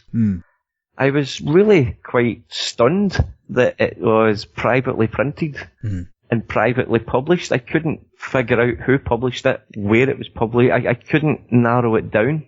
And I was lucky enough, there was only 75, I think, 75 of these actually printed. So it was quite a bit of luck stumbling across this, and I was lucky enough I managed to actually buy one, so I could own my own little piece of Green Man history. Yeah. So this got me thinking, I need to find out who printed this and why. Yeah. And I started to look about at the various... It was a reprint of a Richard Brom publication, the alphabetical account of nobility and gentry. Interesting. Reprinted from 1673. What struck me even more was one of my friends on the Facebook group says, Paul, have a look at this. And she posted a picture, and this girl was a Mary Beth Enser. I must admit she was a great help through the Green Man things. She showed me a picture of a TV show. I think it was America Unearthed. Okay. And yeah, a bit off topic here, and it had what is believed to be Captain William Kidd's lockbox. Wow. And Captain Kidd is associated to Oak Island. Yeah. It's just in a museum somewhere. It's quite basic. There's nothing to it. It's not a chest of gold. It's just supposedly his personal lockbox. Right.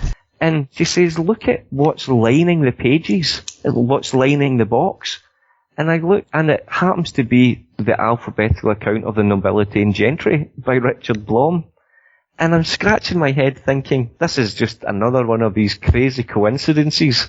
Right. Is it possible there's something about this book? Was Kidd in the know? Did he have knowledge of something? I decided to look a little bit closer for, we've not discussed it here, but my coding work and extraction methods. I won't discuss it too much here, but true enough, there was bits and pieces there that was quite helpful.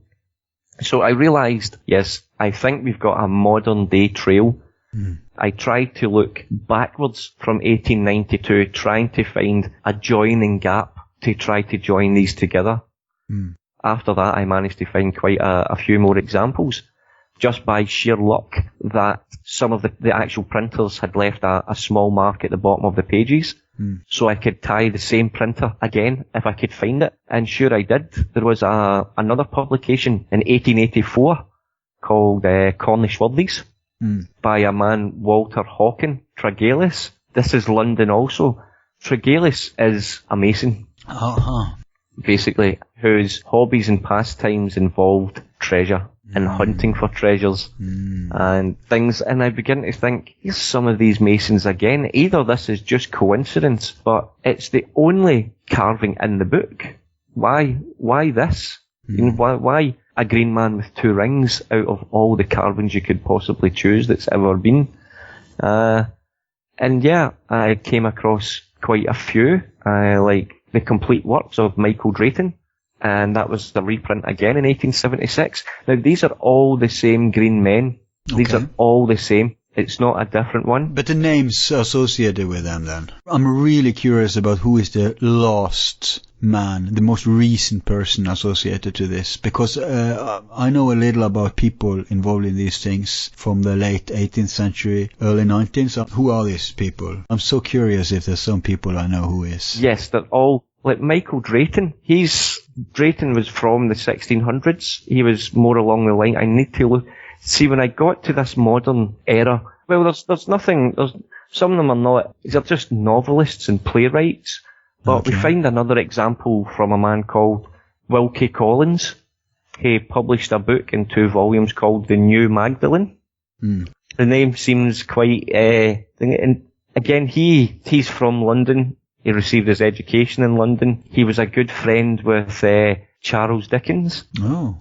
So it's in the hands here of creative people, or masons and artists or theatre people. People who would notice if you give a writer or a publisher a book and there's something not quite right with that book, they'll pick up on it. They will spot it first. They will notice the extra spaces or the deliberate errors. And they'll take it from there. And I don't think it's any coincidence that these are the kind of people that we're beginning to see quite a lot who has the ability to spot these. Because I'm wondering if this line is died out or if there's people out there today who's in the know. Yeah. And if they are guardians, and then one should expect them to interfere or maybe explore it themselves. Who knows? Well, yeah, I think you've got a good point. How could this trail die out? Well, that's the question. I don't think it died out as sorts. Like this Collins Wilkie, when he's friends with like Mark Twain. Aha. And things like that. You get, and Mark Twain is riverboat speak for Mark II. Yeah. You get Mark Twain. So in Mark II, TWO is quite an important word for us when we come to trying to extract certain information from certain publications. Yeah. And I don't think it's a coincidence that this gentleman renamed themselves under this Mark II. No. Mark Twain. Now, for me, the time just hasn't allowed me to go in as depth as much as I would like to the newer publishers, because I've still been stuck in the 1600s, but we do come across... Okay, but I'm just wondering about people like William Delbert Gann, or Safariel, also known as Walter Gone, or Ignatius Donnelly, or Manly Palmer Hall, or Hugh Black. Who are these people? These are people who are in the know of some of the codes in Shakespeare before Amundsen's time, of course. This was back in the day, but they showed some insight, because one of Amundsen's, one of the first clues actually were through these people here, put him on this path. So we know that some people knew something, at least about the Shakespeare side of the equation, back like 100 years ago. Mm-hmm. So have you tied it to any of those people? Not yet, but I will say for any listeners out there, if you do come across a green man with 2 rings, let me know. And, well, in the bio later. Yeah, where can they send in tips? Yeah, well, I've started afresh on the Facebook page, but if anybody wants to contact me directly, it's just Paul Lappin. It's not a problem. I appreciate it. Yeah, we'll put up your contact info. But what's the name of the Facebook page, which we will also link to, of course? It's a map and pictures, the Rosicrucians and Oak Island. And it's not just about the Green Man. The Green Man is basically the beginning. And we go from there. I realize we need to have you back in the future to continue this story, because it's so big and we are just stuck at the Green Man here. It's huge for me. It takes weeks and weeks just to check an author, a printer, to try to find online copies or to try to go to certain libraries. Overwhelming working burden, huh? It really is. It's quite a lot, but I think I've got a good enough groundwork that can be added to, and I'm looking forward to the future on it. Yeah. We all do. And at that note, let's take a break very quickly here, and maybe we can continue in more details. Okay. When we come back, we will go further, deeper into the material and see what else can be inferred from this overwhelming physical evidence trail that Paul and his collaborators have and am in the process of uncovering. This trace indicating who really was connected and behind these mysterious movements of the late Renaissance. So stay tuned, people, and check it out. Yes. All of our files are free and will remain free. If you like the show, you can show support by donating $1 to help with expenses. Just use the PayPal link on our website, YouTube channel, or Facebook page. Thanks. Welcome back to part 2. We're here with Paul Lappin discussing the mystery of the Green Man. Yes. No, let me substantiate my claim from the beginning that why this is so important and significant. Yeah. Why are we discussing these details? It's because the Green Man trail that we're following here is proven to be in the know when it comes to Shakespeare and Bacon and these things. And if this is the same project, if this Green Man is connected to this, if these are like European parts of this group who wanted this Reformation, who fabricated this Christian Rosicrucian story and Oak Island, then you see the significance, because then we are actually identifying people who were a part of this, yes, quote-unquote brotherhood. And even if an author was having the Green Man on his work, it needn't exactly be him. It could be the people who was responsible for printing the work. Or backing him, yeah. Or backing him, right? So at least we have the connections, we have the areas, we have approximations of the people involved.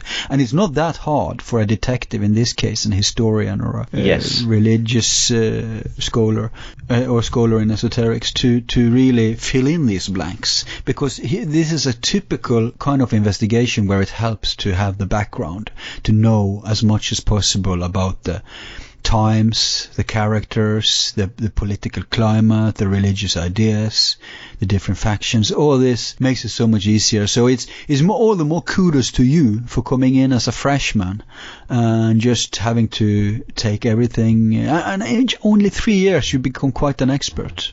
I wouldn't say an expert. The more time I spend looking through books, it's less time I'm actually reading them. Yeah. I've had to really focus in on a certain area. I've neglected quite a lot of others, and I rely on others to provide that information for me. Yeah, but everyone is standing on shoulders of everyone else. Yes. I mean, yes. And this is a joint task, and people, we could probably mention more names, but boils down to the fact that no matter how advanced your insight is, in 3 years it's advanced enough to know what's going on here. You learned up on your lessons. You know about the Rosicrucians, the Masons, the characters involved, and that's good. It means that it goes to show that you're doing an effort here. So it's tough. It's tough. Yeah, I know. But we will go back to the beginnings again. But the latest you have tracked it, you said, was 18... The latest is 1892. 92. But a very important publication while hunting this was something called the I don't know if I should mention the Revue Lyonnaise. It's published in the city of Lyon, and it's basically a magazine that was suspended and it was then brought out once a year. What I find very strange is that this publication has the 1890s Green Man. Okay. It's in Lyon. In France? Yes. It's the only time it's appeared outside of London. So what's had to happen is somebody has had to go to London and bring it to Lyon, France, or vice versa. And what's even more strange is when we look at this publication, and this absolutely gobsmacked me, and I need to mention it was a close friend, Knut, that had actually pointed this out to me. He actually found this publication while we were looking through printers and things like that. What we noticed was that in this publication is a copy of the same AA carving, as we call it, that people associate with Francis Bacon. Not only that, it also has the same carving that we find in the Tempest and the King James Bible that we call the Pan carving. Oh, and Pan is also an expression of Hermes. Yeah, Pan, yeah. The god of the secrets, yeah. With the horns as being an allegorical messenger, and we found it so strange. Yeah, and Hermes was Mercury, or Hermes was the messenger of the god. So. And now we're really getting into it with me. I've avoided talking about Pan for now, but what's quite strange is when I took these carvings from this book, now mind, this is 200-300 years later from when this carving was last used or seen. They are the exact copies of these two carvings. Now, I'm not going to say that it's the same block. That would be quite silly of me. But I cannot find a great number of discrepancies. It really is identical. Somebody's took a great amount of time to recreate two new blocks for printing. What strikes me as strange is if they were going to take the time to recreate these two blocks, why not just recreate a green man? Why travel all the way to London to pick up this block? They've already copied two previous blocks. If indeed they are copies, they're exact replicas. Why not just copy a green man? Why go to London to retrieve it? So it's, and by the date of 1885, he's actually retrieved it from Walter Hawkins Tregelles, who was the mason who was quite interested in treasure hunting and reporting this historically. So there's still lots of questions that I haven't got round to answering yet, and it's going to be a long journey, I'm sure. Yeah. That's for sure. But but it's so strange that know-how should disappear. But actually, the diggings on Oak Island, they began. I mean, I don't know when the Green Man Trail, how frequent it appears through the ages, but the first diggings in Oak Island was in the early 18th century. No, late 18th century. Yes, well, yeah. We're talking about the first diggings of the three boys, as we're led to believe, McGuinness. Yeah. Is that when you're referring to? I don't know how much of that story is actually true now, but yeah. No, but after that people has dug. I mean, how long back do we know the digging has gone on? Yeah, I think they started from the end of the 1700s. They've basically been there consistently, non-stop. One various company or another. I've tried. That means that if there were people who knew at the late 1700 and throughout the 1800 and 1900, then why didn't they either interfere or dig themselves? Maybe one of the digging team were in the know. I've seen a lot of masons digging out there in the island throughout the years. Yes. So one should think that among masons there must have been rumors, at least. I can't see how they could stop those rumors. Well, it's hard for me to, without discussing the decoding work, but in some of the later books, it seems to be clear to me that some parts, or maybe all parts, of Oak Island. Yeah, so a very little part. No, like 99% of all masons have no clue. I mean, of course. Many wouldn't even believe this, even if they got it in front of their eyes. So, no, but a little click, I think, at least. Because remember, if Bacon was buried there in the middle of the 1600s, then there were people in the know, like Bushel. I don't know when he died, but I think he lived to the late 1600s. And this, he was quite successful, yeah. Yeah, and it overlaps with people who are associated with this, as Ashmole, for instance. So I think that the Petter's theory, of course, is that the map was put in Shakespeare, the clues, the technical clues and how to, yes, and that the ability to decode it was put into Freemasonry. Yes, I would agree with that. Well, the ideals, just the whole doctrination of that there is some secret teachings, there's some secret symbols. It just seems to install you with the idea that perhaps we should be expanding their knowledge. They should be reading. They should be looking for the hidden. Yeah. But I really don't believe that even any of the Masons know, to be honest. No. I don't feel that... No, but they did back then, obviously, and... maybe only certain ones that's been... Like, let's take somebody like the Duke of Gloucester. Yeah. His high ranking in various other organisations. When did this chap live? Oh, well, the Duke of Gloucester's alive today. Oh, right. Okay. It's a hereditary, right. hereditary rank of his family, and like the order of the Knights of St James and things like that he's into. Yeah, Royal Orders. Yes, you're talking. If anybody knows it, it'll be people like this. That's my suspicions. Or Sinclair's. Maybe. Well, I don't think you mind. I spoke with Steve Sinclair quite a lot, especially maybe about last year. Which one is that? It's basically the face of the Sinclair family at this time. Okay. It's been maybe about 6 months since we've spoken to him, but he was quite a supporter of my work. Okay. He believed I was onto something quite important. Do the Sinclair family have some rights to Roslin or something? Are there some ties there today? Well, I do know that the Sinclair family was a hereditary head of the Scottish Masons, but of course the family line of that kind of passed and it was broken. Mm. But today, I don't think the Sinclairs hold any kind of information. Okay. His family has been searching for answers. Because very often we know in Neo-Rosicrucianism that is stuff popping up from the 1600s after the manifestos and onwards. Yes. Churton told us of one such group, and that's the people around Ashmole's and stuff. And I think they were actually in the know. So even if the Sinclairs are forgotten, we know that there are family lines where, especially in Toulouse and around the Qatar areas, but many places where there are stuff has survived, not so much in brotherhoods as in families. Some lineages, as you know, are individual, one-to-one. Some are like small groups, and others are like big orders. They usually lose their connections, like Masons.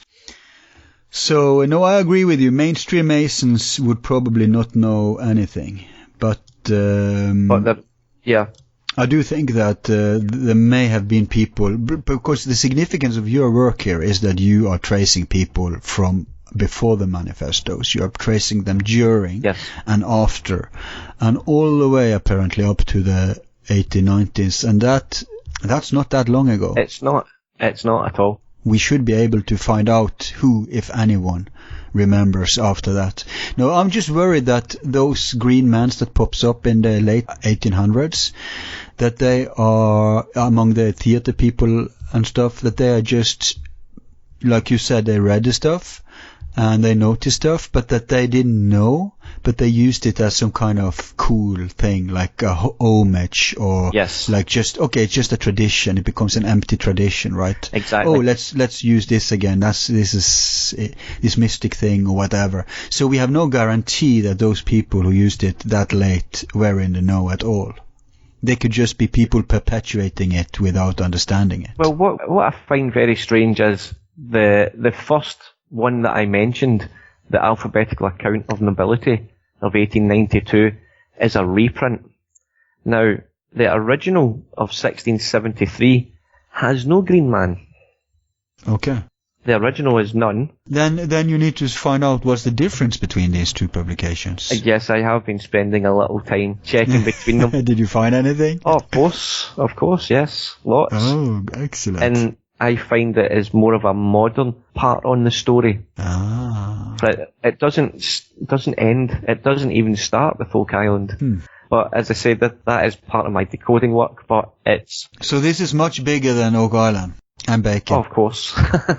Of course. Yes. Well, I guess that's something for the next show we have with you then. But let me just say this about that before we move on, and that is that if these people were in the know and like republished hereditary, weapon shields and stuff like that, very often esoteric insight have been cloaked in the symbols themselves, even if the people who perpetuate them have forgotten. Yes. So I guess that warrants an examination of the symbols in that book more than the information itself, maybe. It's hard to say, but with the more time that I get, the more clearer the answer will be. That's the best I can do. Yeah, the big question then is, what do you have found that can tie it to Oak Island? I know that the Ton Dam drawing shows something that can be interpreted as Oak Island, actually. But do you have anything else? Well, when I was drawn to Daniel Moglen to begin with, yeah, and I realised that the two rings with a moustache on this green man is what sets it aside from other green men of the time. Another believed publication of Daniel Moglen is The Mirror of Wisdom. And this was written under a pseudonym, basically. Here we have some of the most talked about or discussed carvings of the day. We have what people like to call the Invisible College. And we have another carving which I call the Cum Deo. Now these are full page carvings representing what people will argue is the spiritual beliefs, the inner work and the outer work of Rosicrucians, but I seen something different. Now I've came from another Daniel Moglen's work where I've got a green man, I've got two rings. Look, how can I put this towards these carvings? What can I find?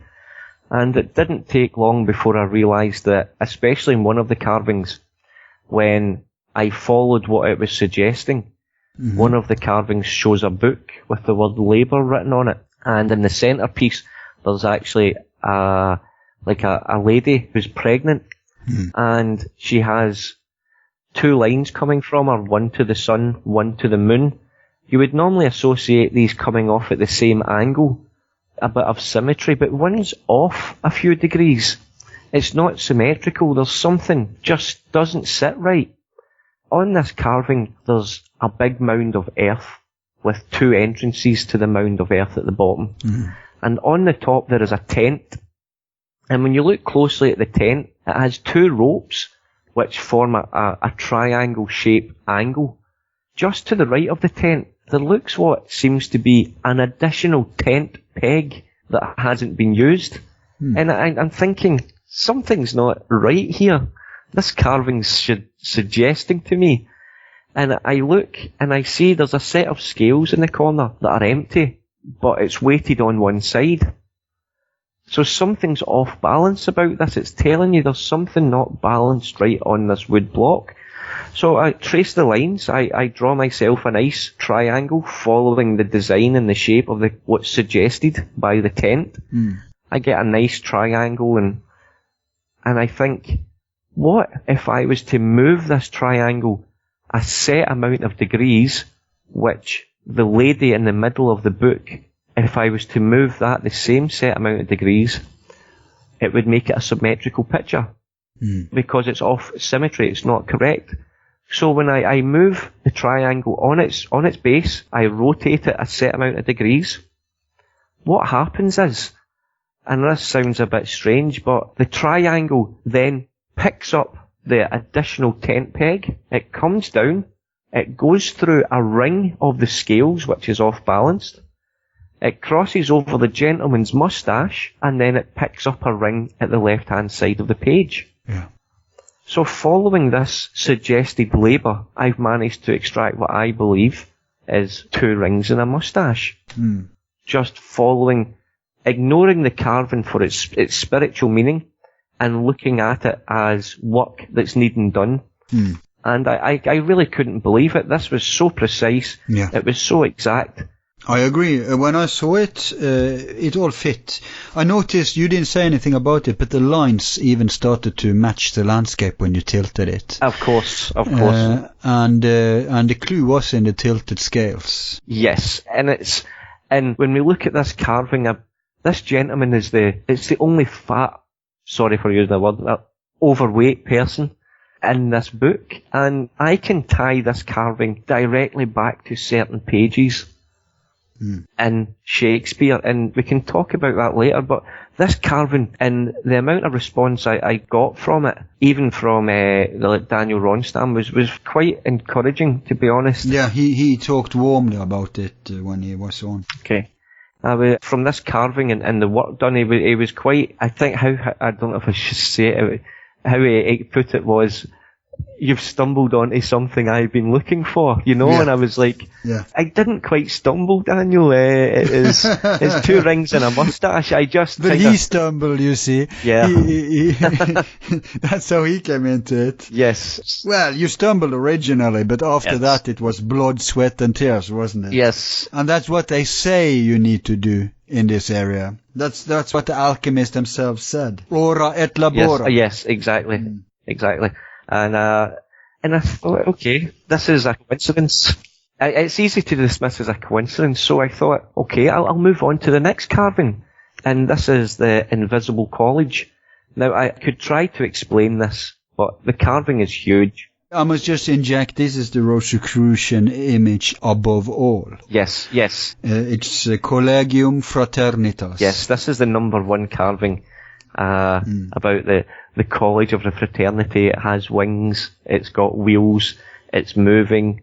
Most people cannot see it. Yeah. And it means it's mobile, they are everywhere. Just like they said in the manifestos, we are everywhere. Exactly. We are invisibles, but we can see everything. Yes, and the carving illustrates that. We have this huge tower, it's moving along, but all the characters in the play are looking the opposite way. They don't even see it. No, it's invisible. And I thought, well, I can try my luck here. There's lots of suggestive lines to follow. And I thought, no, I'm not going down that route. Let's have a look at the page. And on the far left-hand side of the page, we see one gentleman fully prepared. He has his walking stick. He has his balancing stick. He's got his backpack. This man is prepared for a journey. He's got everything he needs. Everybody else is just fumbling along. And I look, he's walking towards what looks like a cross in the sky. And beside it is the word nota. And nota is basically the Latin for sign. It's a circle shape with a cross in the middle, just like you were talking about rota. And I thought, okay, something here. So I got full page printouts from the printers. I sat there, and the first thing I done, I got my compass, I set the compass right in the middle. In my mind I've got moustache rings, and the first thing I do, I draw a circle which goes through the centre ring of the wheel, the very centre, big circle. The line goes up, it goes through a gentleman's ring shield, and then through the gentleman who's carrying the shield's moustache. And it for a precise circle, and I'm thinking, maybe this is another coincidence. So I draw this, and then I expand the compass out to take into account the second wheel. Does it not do it again? It goes through the wheel, which is the ring. It goes through the shield, which is a ring. And it goes through the gentleman's moustache. Precisely. And I'm thinking, 2 rings and a moustache, can it be this simple? Why a moustache? This seems childish even. Yeah, and funny. Then, the third one, I draw the line, it goes through the wheel, it goes through the shield, and it misses the gentleman. And I think, and I was relieved a little, because I thought, thank goodness. It was too simple. Yeah. It was too simple. But what I noticed is, when I'd drawn the line, it actually goes through another gentleman at the bottom, not the gentleman holding the shield, and it goes through his moustache. And the gentleman that's holding the shield... Does every man in the picture have a moustache? No, the man with the shield on the third does not have a moustache. So it's like, this page has to have been set up in such a way where this can happen. And that's where basically I started to work on these carvings. So there's a lot of geometry hidden in these alchemical and Rosicrucian engravings. I believe so. And it doesn't necessarily have to be a 3, 4, 5, 90, 37, 53. No, but it needs to be something connected to their lore. Yes, and what I began to notice is when I joined these lines up, I got a very specific shape twice. And it was this shape that I couldn't put my finger on. It's like a part of what Peter discovered of the Tree of Life. It's like a small part of it. It's not the full Tree of Life. And I'm thinking... How does it look? It's actually like the shape of, if somebody wants to look... Certainly there has to exist a symbol or a shape for it already with a name. Well, the way I associate it is Corvus. The constellation Corvus. Oh, it looks like a constellation. So how does it look? It's the exact same. It's, if you can imagine the top of Nolan's cross, yeah, or Petter's Tree of Life, it contains the top. It's like a perfect kite. Oh, a kite, right. It's like a perfect kite. So you lose the bottom triangle. Yeah, you lose like the bottom left and the bottom right of the Tree of Life, if you can try to picture it. Right. So it's a square in the middle and a triangle above. Yes, it's a triangle above and below, and a triangle below, and a square in the middle. It just looks like a perfect kite. The reason why I started to adopt the Corvus is when I was actually making this on the carvings, it pointed to 2 stars that's on the Invisible College, and I'm thinking stars, and I'll have a look. And that's when I... Did you know about Petter's discovery at this point? Well, regarding stars? Yes, by this point, yes, I knew that Petter had discovered about the constellation Cygnus. So when you saw the swan, Sweet Swan of Avon, on the Rosicrucian print, you must have smiled. Yeah, I seen the swan. Cygnus, the swan. Yes, and then I seen there was Cygnus as Petter's talking about, but I tried definitely not to let Petter's work influence any judgment I make. No. Or anything. I've been like that from the offset. Yeah, no biased. Exactly. And what struck me is that when we go back to our printers and our authors, we have Corvinus. And we have the author, Corvinus as well. And I'm starting to think, RC, Rab Corvinus, a star that looks like Corvinus. And it's something that it wasn't until later that I started to apply it to like the first folio, that most of the times we pick up the word crow or raven when I apply this to the first folio. It starts to clarify it. And even in one of the pages of the first folio, I managed to extract the word Corvinus, and it's associated with a Roman, and he had the power of veto. I know this sounds strange, but this is the information that the page seems to come out to me. A Roman, Corvinus, power of veto. And I just take it a step further. I do a bit of digging, and sure enough, we come across a Marcus Valerius Corvus. Now the power of veto is not something easily handed out. You really had to be like a tribune or a dictator to have this power of veto. Veto was something that was designed to stop the Senate running away with power. Certain people were granted this privilege of veto. And I know it really seems strange, but I started looking at Philip Sidney, and he travelled around Europe. And I think he maybe contacted a lot of people, and I did see that he visited Hungary. The royal family there in Hungary is, of course, I don't know if people know this, Corvinus. Wow. Yes, and I start to see, okay, we're getting to see, maybe I'm on the right trail. We have a Roman, ancient Roman, and when I look at Corvinus, he claims descendancy from Marcus Valerius Corvinus. Yeah. He claims descendancy, and Matthias Corvinus was actually up for Holy Roman Emperor at some point. Wow. And you begin to see a little bit of a possible story.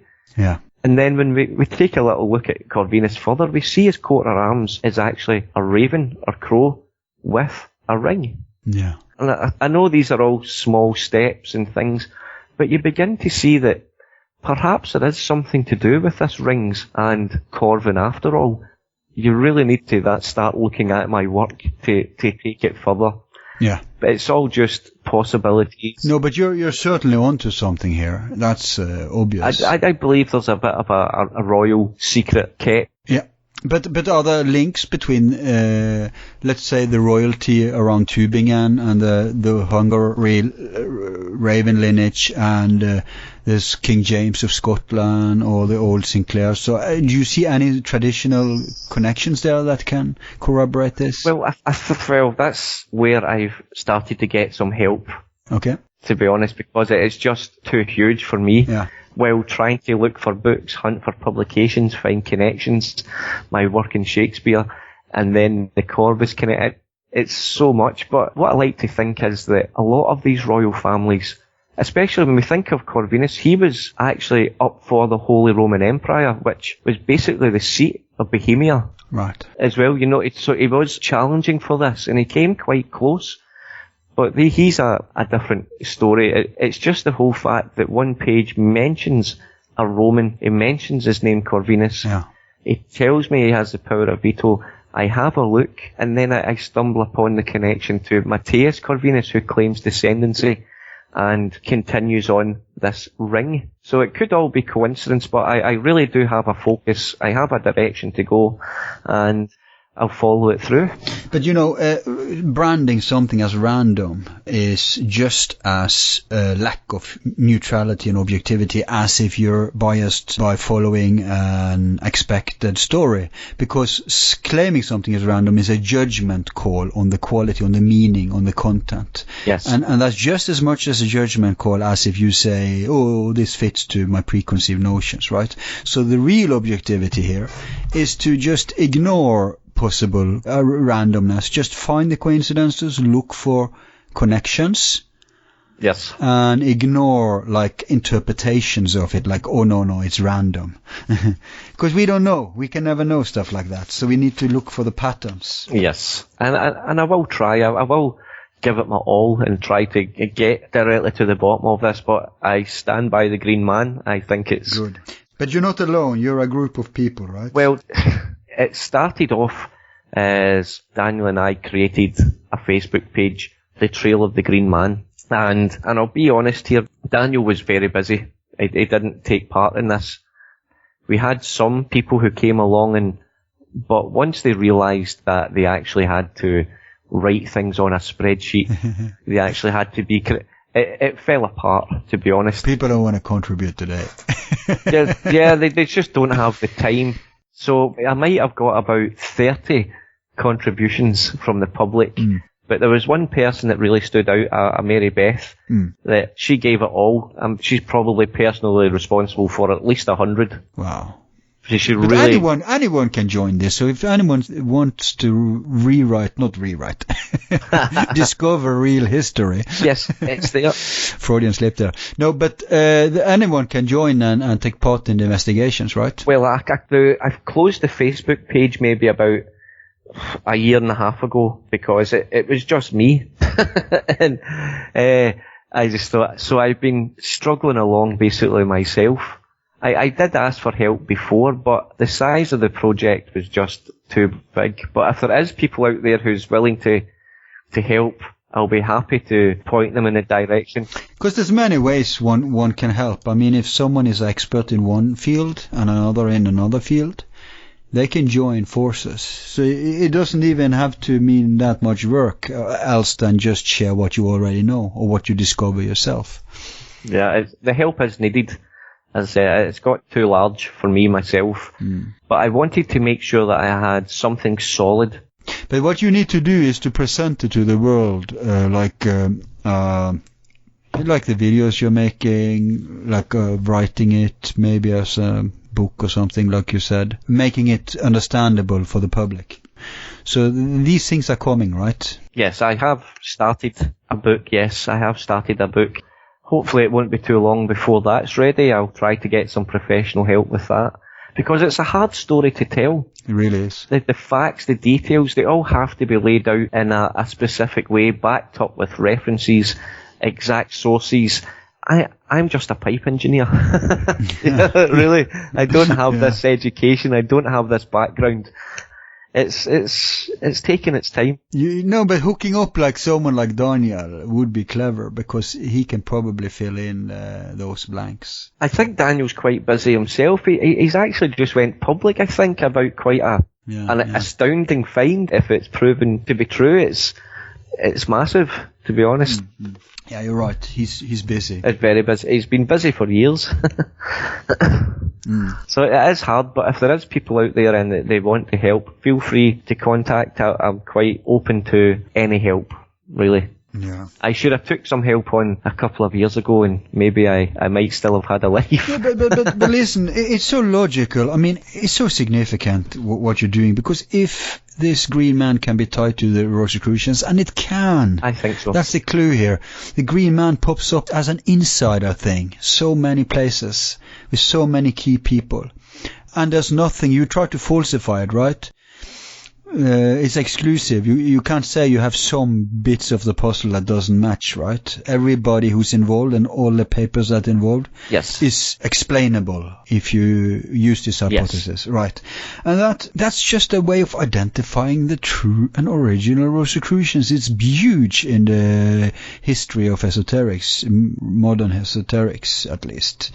So it's fun. So.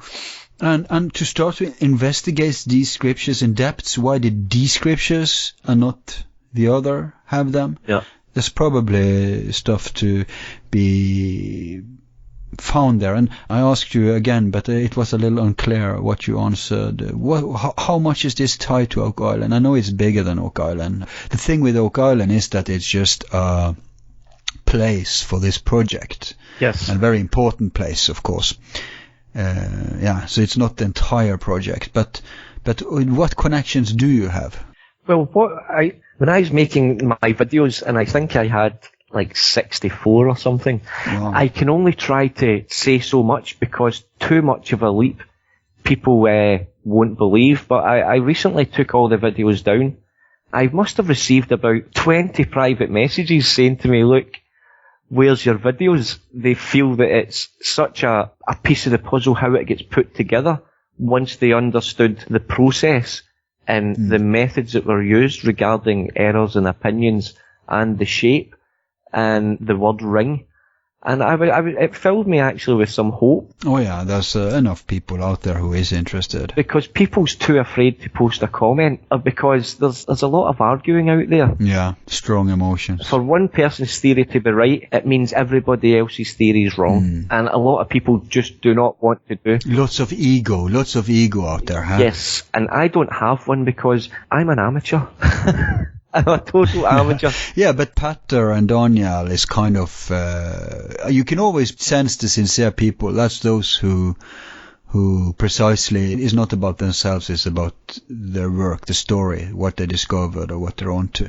But just the names, because if you look at the history of, let's say, neo-Rosicrucian groups, it's very telling which one are lying or bullshitting up a lineage, or when all the people they mentioned in something, whatever it is, when everyone is very, very, very famous, and it's only those most famous, and not necessarily in back in the day when they lived, but like at the time of such a claim, right? Then it's bullshit. But what you've done is that you have a lot of plausible names. Some are known today, some are less known today, some were known back in the day. Yes. And when there's such a mix here of, it feels real, it's real people we're talking about here. Yeah, it's yes, with possible relatives living today as well, some of these people. Yeah, and that's why I recommend everyone to look at your presentation on YouTube called The Green Man, because much of what we rambled about here today are so much easier to understand when you see it. You do illustrate it there. So I recommend everyone who is a little curious here to check it out. First, there's a general presentation of the Green Man thing, and I love the addendums. You have some examinations of some crucial symbols, like what we've talked about today. One of them was the Collegium Fraternitas, the Rosicrucian engraving above all. And there's a few others, like the tandem picture where I think Oak Island is depicted. Yeah, that's the carving that when you superimpose the Green Man, I don't know if you can picture that in your mind still. It actually fits quite perfectly, allowing the cross to act as a beacon. This is your help. Right. So you have many references to Oak Island then, like circumstantial evidence. Yeah, lots. But I tend to stay away from that. But I will put some of it into my book because it just strengthens it. It just adds. Yeah, but we're interested in all these aspects. So what would you say is one of the strongest indications? In regards to the Green Man? Yeah, can you tie it to Oak Island? Do you point to that map, to Bacon's tomb, to... Yes. Could it be the Shepherds in Arcadia picture? Well, that is something that is... The jury is out on, because it does fit. Now, when we look at the Shepherds of Arcadia, the painting by Poussins, the thumbs of the shepherds fit the damage exactly. The damage, if we place it in the centre, it fits the damage. It fits in so many ways. It's been always been said to point to the lost treasure of the Cathars or the Templars. So, and the lineage of Jesus, Mary and Jesus and the royal blood and all that is a part of this story. Yes. Because whatever Bacon and those guys inherited via James or whoever, the Proto-Masons, the Knight Templars, it had to do with the original Knight Templars, and from all I can understand, after they were smacked down on and the fleet just disappeared, they knew already from Vikings. They had Phoenician maps. We know that from Columbus. He had maps from Constantinople, Byzance, that pointed to these lands. And also he was tied to Sinclair, who was tied to the Jarl of Orkney. The Jarl of Orkney got Viking maps of Nova Scotia, which went to Sinclair. Yeah, it seems quite an important trade route up there, yeah. Yep, went to Sinclair, went to Columbus. So anyway, so the Templars knew about this place. They went there, probably stayed there for a long time, mining for a very long time. Many Templars we know were associated with pirates later. It's a complicated story. The infantile image of pirates is completely wrong. Yes. The real history of piracy is very interesting. Yes, they had a grievance. It's not like Disney. They had a grievance, yes. Yes, yeah, but they were often, we won't even talk about it now, but, so the point is, there are connections here, and, what was I talking about before the pirates? We were talking about, the Shepherds of Arcadia. Do I have any other circumstantial? Yeah, back to that.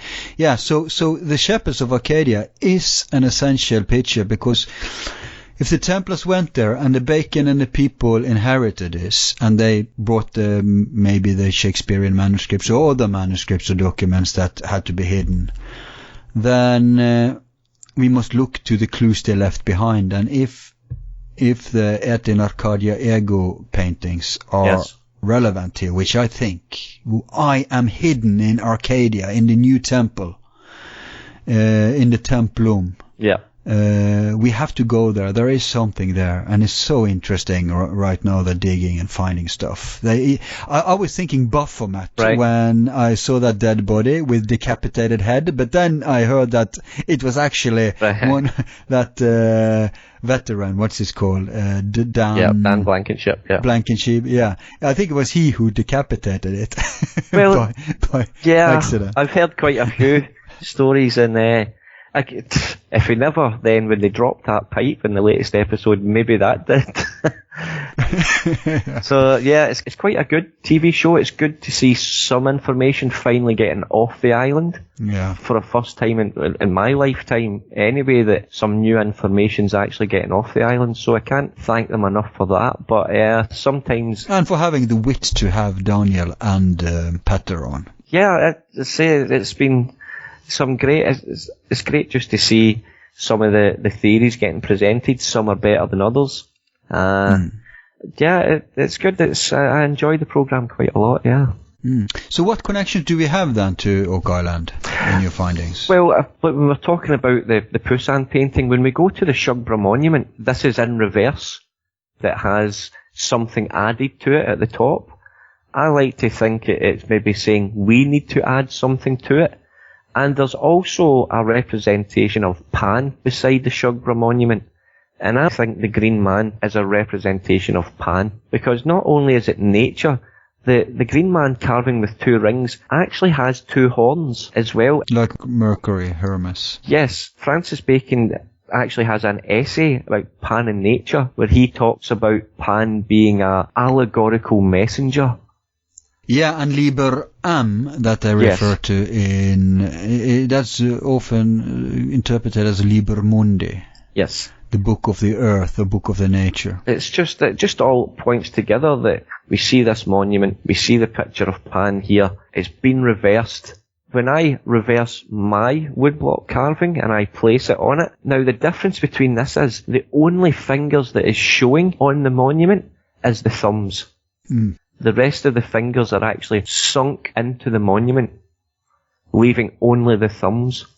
So again, the thumbs fit identical the damage. Now it seems maybe crazy or insane that these monuments or these painters is representing a silly woodblock carving, but just maybe, just maybe, that this is the secret that they've stumbled onto. They've picked up on it. These are educated men. They read books. They can see it. Perhaps this is what we're seeing. Maybe not. Maybe I should take a try at actually cracking the code that's below the Shugborough monument. I've not actually tried, but Yeah, do that. I encourage you. Maybe I'll have a little look at it. What's the worst that can happen? I mean, no risk. Well, I will be coming at it from a different angle, and the whole fact it's called the DM code, and when I hear DM, I hear Daniel Mogling.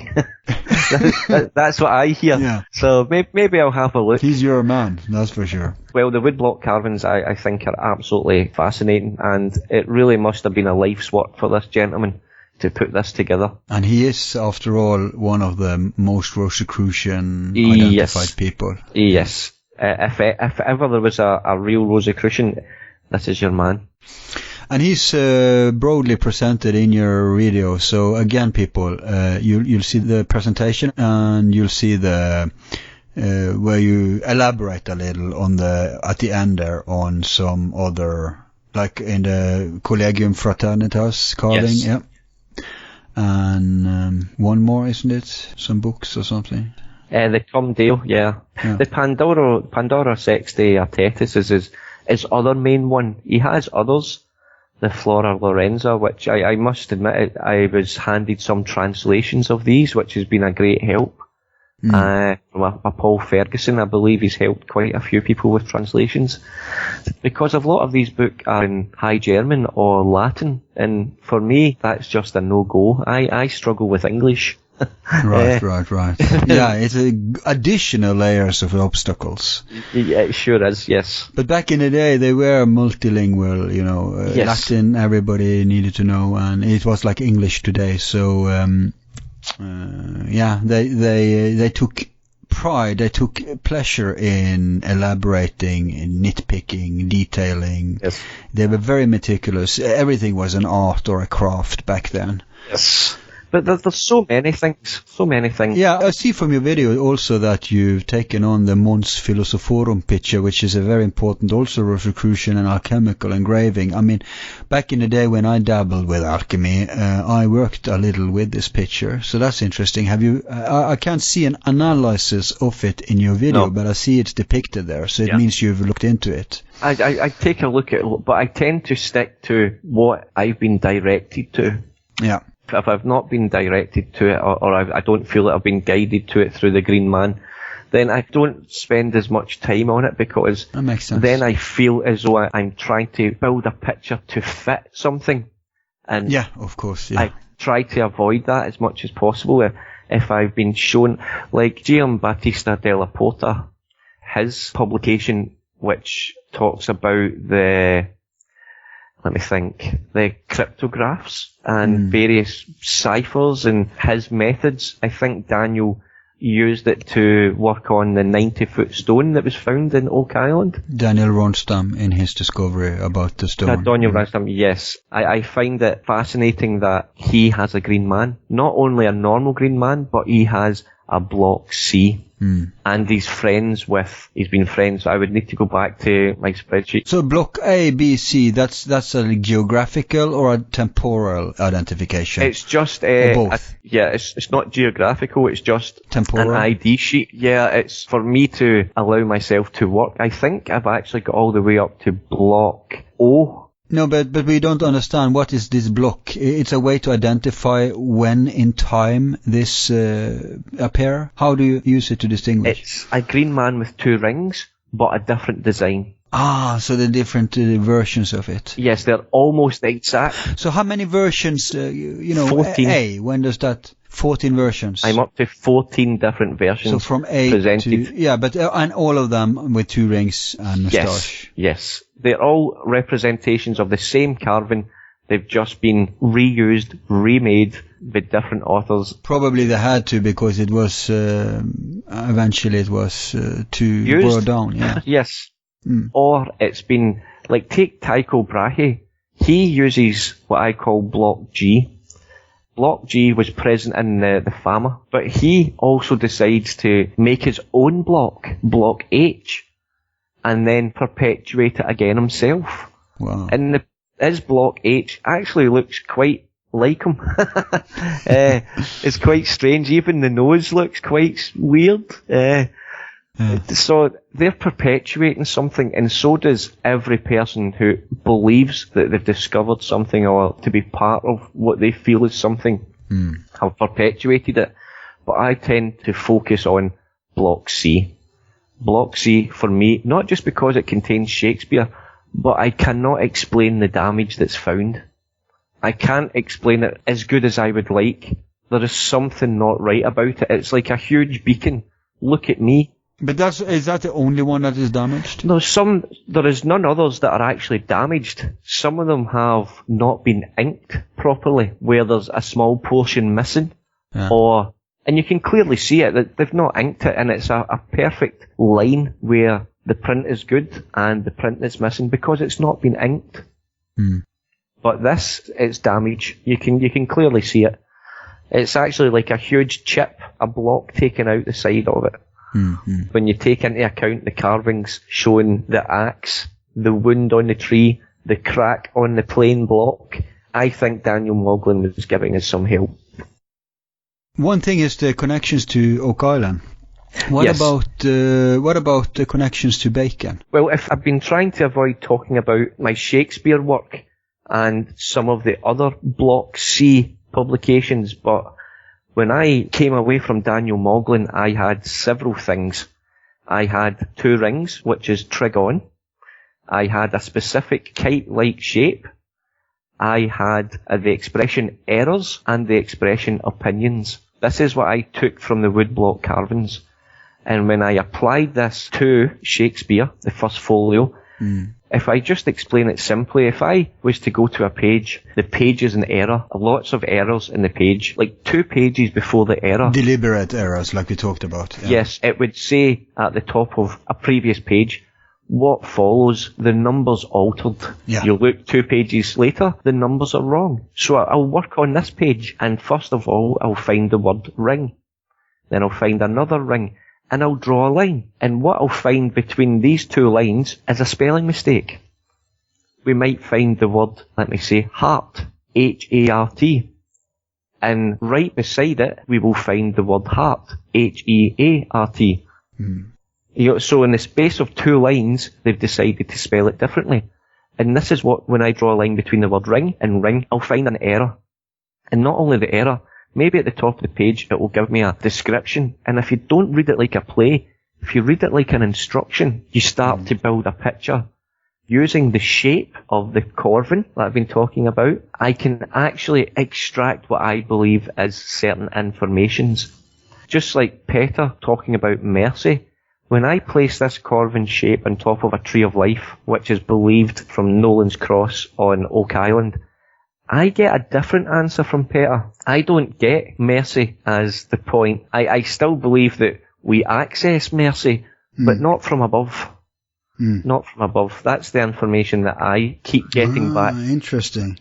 But just to explain here, There is this tree of life with these sephirots. Yes. Mercy is one of the sephirots, and we use these sephirots as identification points, yes, where they are outlined on the island with these boulders. Yes. So Petter's theory has shown from hints in Shakespeare that the treasure entrance or a way to access it may be through the Mercy point. But you have found one of the other Sephiroth's points. Yes. So what does your information point to then when it comes to... Yes, repeated again. Which one? It's a Sephiroth Beauty. Oh, Tiferet, that makes Yes. sense. It's in the middle. Yeah, it seems every time I finish the page or I get it, how I feel as though this is the story it's telling me, I will then find that if I draw a line between this error and that error, it will give me two words, like too dry, to keep dry, and it will go through the location beauty.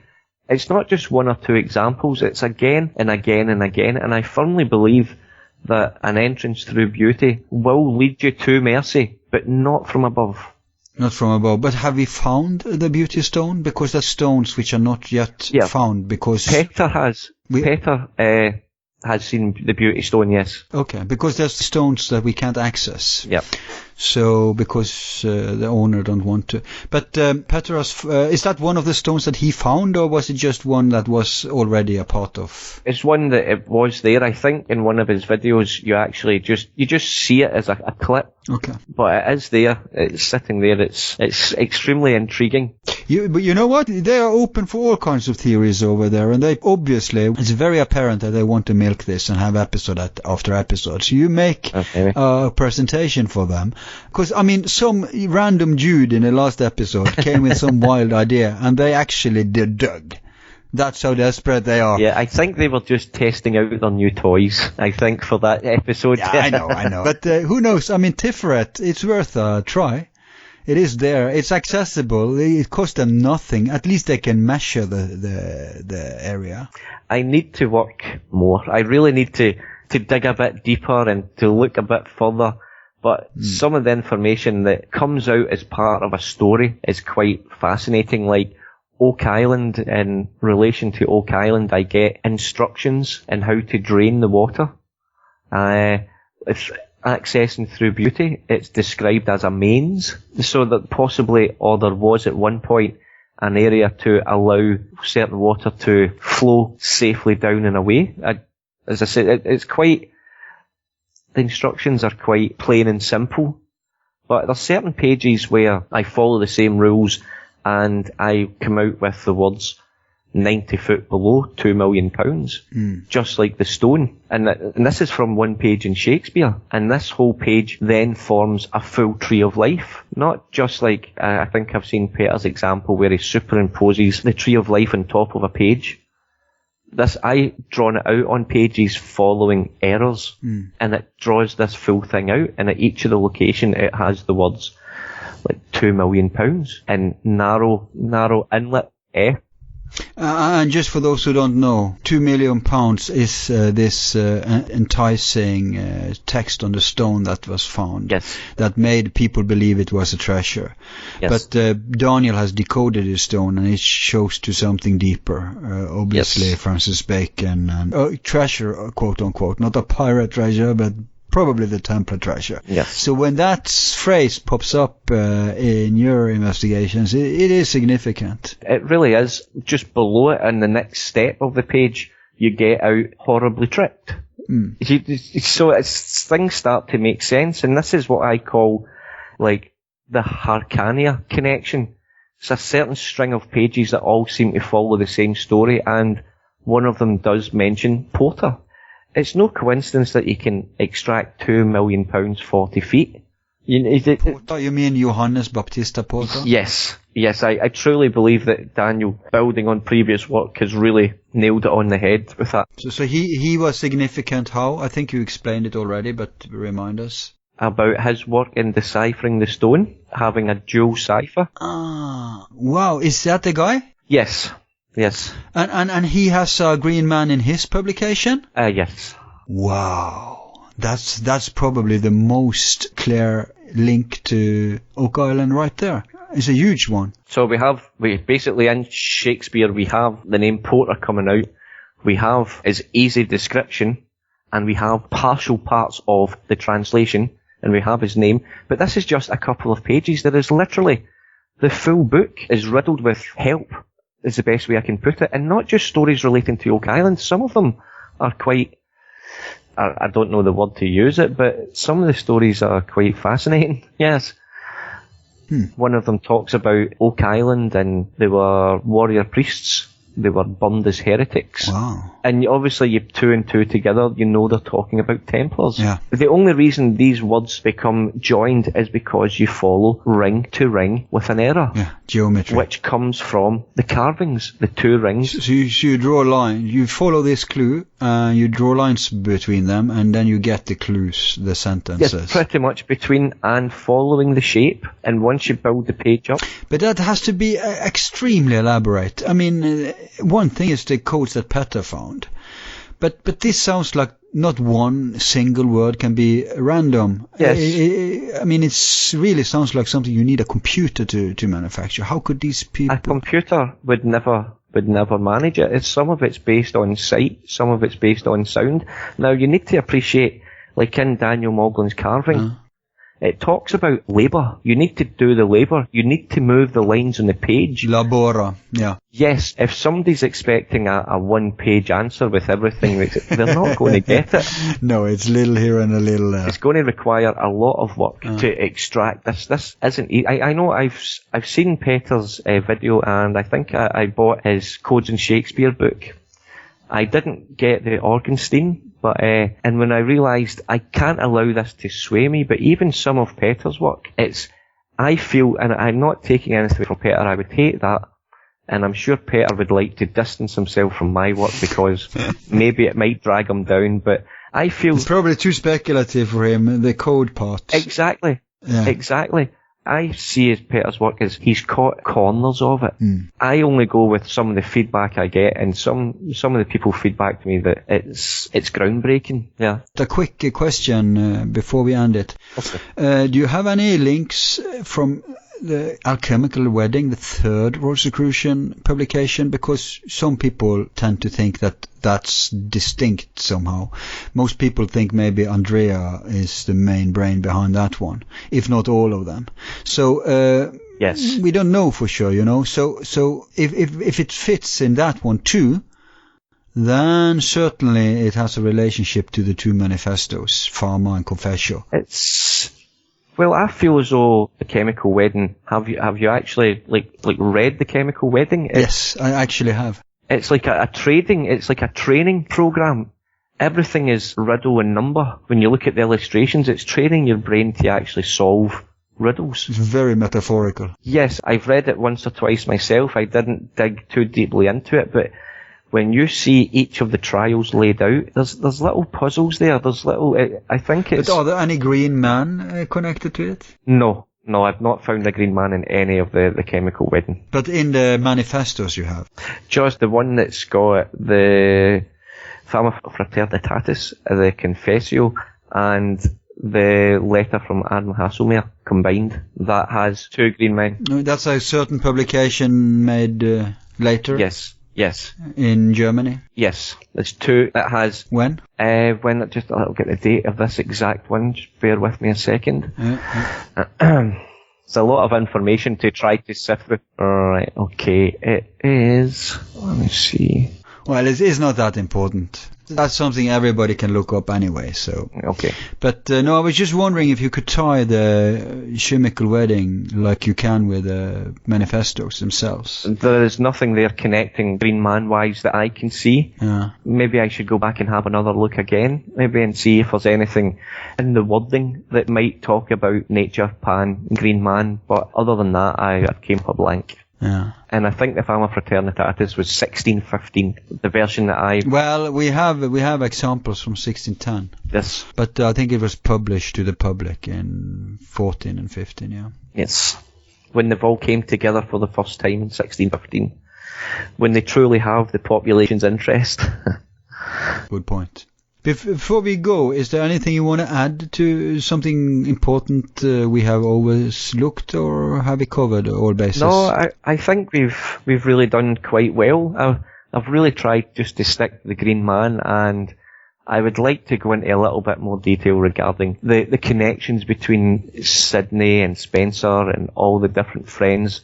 But just the whole idea that Bacon, Spencer, Sidney, Shakespeare all met together. Yeah. They all kept company together. Have you found Ben Jonson or Edward de Vere involved? Well, I imagine Ben Jonson, that was close friends with Shakespeare. I don't know about him and Bacon, but I do know that they were very close friends. Oh, yeah. Petter has covered that. But Jonson, we know, were involved in the Shakespeare project. Yeah. It must have been huge. Yeah. But you haven't connected those yet? Not yet. No. Slow steps. Yeah.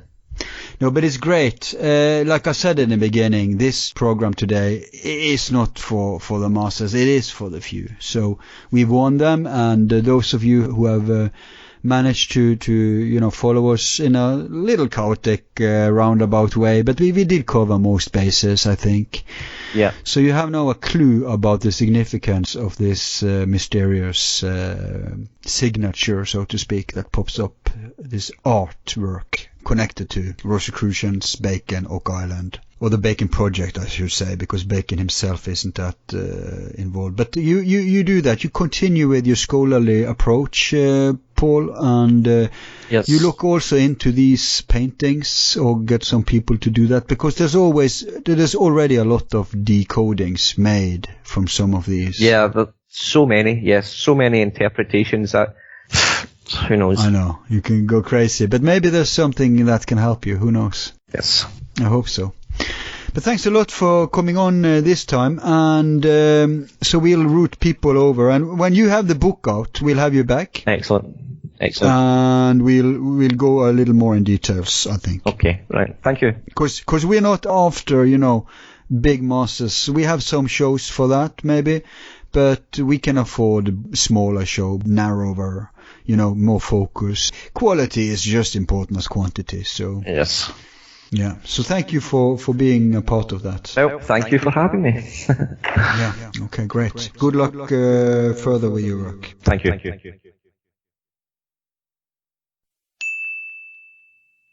You've been listening to another episode in our series From Solomon's Temple to Arcadia, the series which concerns a theme that permeates history, going back, well, as far back as you'd like, but at least to the Templars and whatever they discovered of even more arcane origin.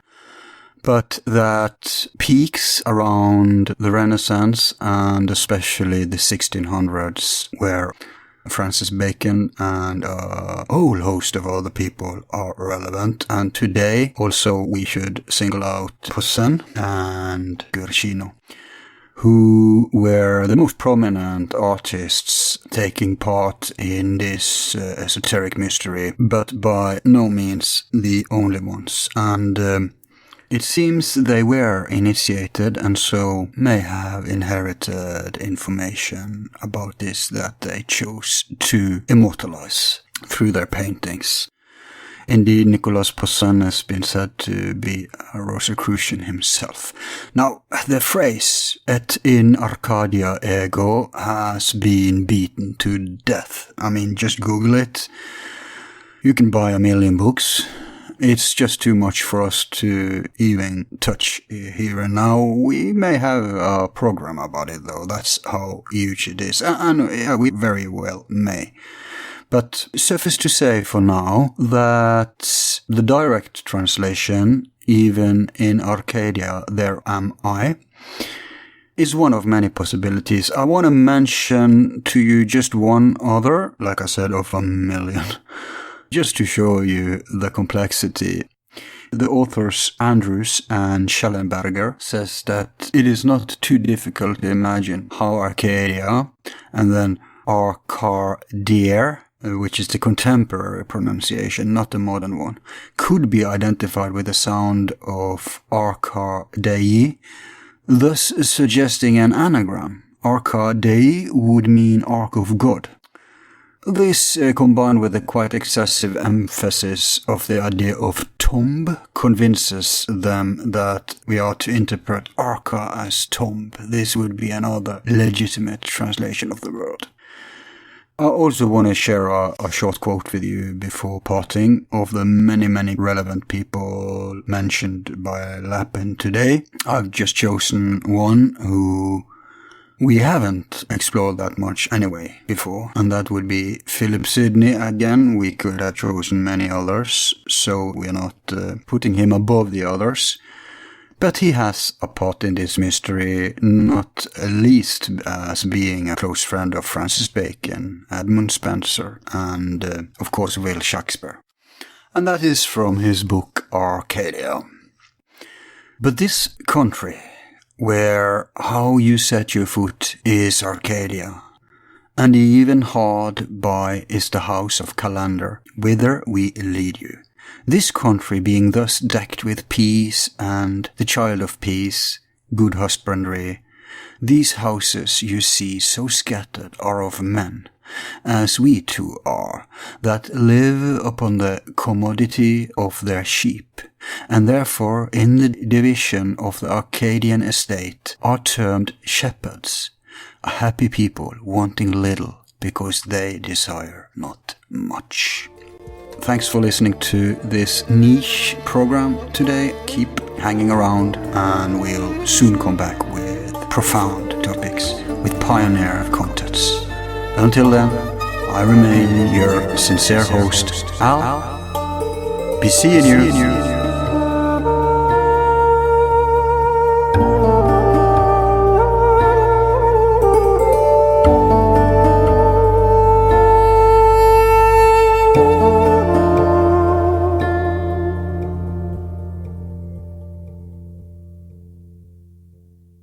Who is number one?